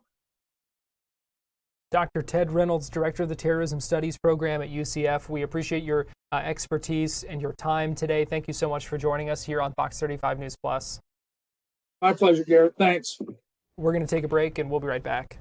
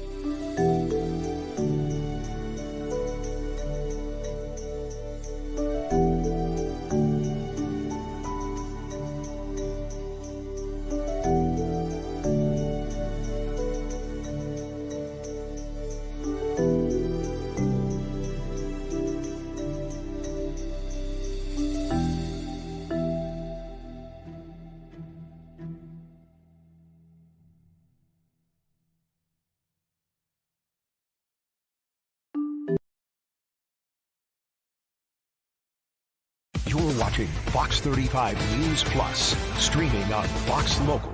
Welcome back into Fox 35 News Plus. Garrett Wymer here. Thanks for joining us on this Friday afternoon, live on Fox Local, YouTube, and Fox 35 Facebook page. Orange County has some new data out this week showing a major decline in drug-related deaths from 2021 to 2025. Earlier, we had the chance to speak with Dr. Thomas Hall from the Orange County Drug-Free Coalition, who walked us through those findings and where things go from here. Yeah, so I think it's an example of why coalitions are so important. The Orange County Drug-Free Coalition started in 1999, and it's one of the few coalitions in the state of Florida that's actually funded by the county government. And so we have this history of working in our community and nurturing partnerships with public safety and public health professionals. And so I think that's part of what the success we've seen is. Why? If you like, I can go on. We work with law enforcement, fire rescue. Those are the folks that are on the ground, and they see what's happening in terms of overdose trends. And so because they're responding to emergencies in real time, talking with families and witnessing firsthand the impact of substance use, when they share that information with us, we can reach out to our public health partners, respond faster. Whether that means something as simple as deploying the lock zone or adjusting our outreach efforts, or directing resources to a hotspot. So those are the things that coalitions can do. And sort of in my role, I'm the broker, and I help connect people with those different services. And how important is it to kind of have that collective, that coalition? Why is it so important to branch out rather than kind of only address it at the ground level, at the first responder level? Yeah, I think it's about a strategic response. Too often our efforts become siloed, and so we'll have one group looking specifically at one area and another group specifically looking at an area. Through this coalition, bring people together and then look at this strategically, look at the whole picture and not just the pieces. When we're looking at these numbers going down, I mean, we look at 2021, 528 deaths, down to 2025, 251. That's amazing. That's almost 50%, give or take. What does this say about your organization and the work that you guys are doing? Yeah. Well, I think what it says volumes about law enforcement decreasing the access to drugs. It speaks to fire rescue, being out there and saving lives because people are responding. I think it speaks to the availability of naloxone. But also I think it speaks to this collaboration or coalition of Project Overdose, and we have our public health partners, Advent Health, Orlando Health, Spire Health Partners, STEPS. So it goes on, and bringing these people together and these agencies together for a common purpose. And maybe that sounds simplistic, but it's not. And I've been a clinician prior to coming into this job. I was a clinician in practice since 1995, and I see how agencies do get a narrow focus, and so I feel honored that I'm able to step back and connect the dots. And what made you so interested and invested in preventing overdose deaths and addressing kind of the surge in opioid deaths that we see across the country, across the world, and especially here in Orange County? Yeah, well, just the magnitude. At one point, at the highest point in the United States, we were seeing 300 people a day die of a drug overdose, and so for a whole year, sustained for a whole year. And so, can you imagine a airliner crashing every day for a year, and what the public response would be? And so when I saw that data, it struck me as to where was the energy, where was the outrage, why weren't we doing more? And so really caused me to look at this in a different light and to determine that I had a place that I could speak from, and I could contribute to decreasing that loss of life. And how do you, I guess, from a more nebulous sense, you touched on naloxone being available and the kind of coordination between all these organizations. How do you reduce opioid and drug overdose deaths? Yeah. Well, I think treatment is a real important piece, and getting having a variety of treatments. One of the things that we've seen, certainly through the opioid overdose, this time frame when we've seen these overdoses, is access to medication for opioid use disorder. So buprenorphine, Suboxone, those kinds of drugs address cravings, and so they help people when they stop using drugs to continue to stop using drugs. I don't know if you've ever seen and witnessed someone who is going through an opioid overdose. It's extremely painful to watch, much less what it's like for the person, 3 to 5 days of this having the worst flu you could ever imagine. And what would you say are some misconceptions around the work that you're doing? What don't people necessarily understand about the work your organization does? Right. So I think substance use in general is still stigmatized. I think there's assumptions people make about people who have a substance use disorder. Too often, when we see somebody with a substance use disorder, we think they're unhoused and unemployed. And sometimes that's true, but it's true because they had a job. Many had professional jobs, but because of their drug use, they lost their job because of broken promises and responsibilities. They lost their family, and many do end up unhoused, but they didn't start there. And I think that's the part that people don't understand. They didn't start there. I worked with someone who was a club pro, PGA club pro, and he ended up unhoused because of a methamphetamine addiction. And he didn't start out that, wake up one morning and say, this is who I want to be. He was respected in his community, professional, and he lost it all. Now, the good news is he got into recovery, and so we're 10 years later, he's still in recovery. But how do you communicate that to the public that these aren't stigmatized people that we should be afraid of? They're just people. Yeah, and what's next for your organization? How do you get these numbers hopefully even lower for 2026? Yeah, so we're going to continue doing what we're doing. We are going to try some different things. One of the pieces that is so unique about this time with opioid settlement funds is we're able to try things different. For so long, things have been done the same way.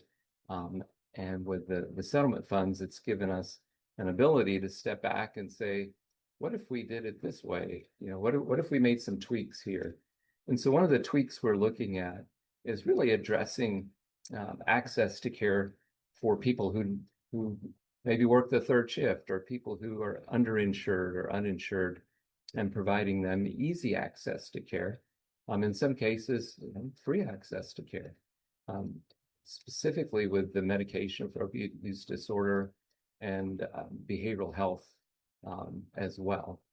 And we're working with the Mental Health and Homeless Division and the Orange County government to help fund transitional housing. And so these are some of the things that are different that we've been able to do, and that we will continue to do, and see if we can take that to scale. But the important thing is we have an opportunity to see if new things work, and if they do work, then we can make the case to take that to scale. The take-home message for what we're doing is hope and shared responsibility. So the numbers show that when a community comes together, we can save lives. Public health, public safety, treatment providers, and residents all play a role. So I want to leave you with this. If you're a family member, a friend, or a neighbor of someone struggling with drug abuse, you can be that connection that gets them into care. Call 407-RECOVER, 24 hours a day, to speak with a person with lived experience who can help you or a loved one find support. A great resource there, and great trends that we hope to see continue. Give you a live look right now downtown Orlando on this Friday afternoon. Going to take a break here on Fox 35 News Plus, and we'll be right back.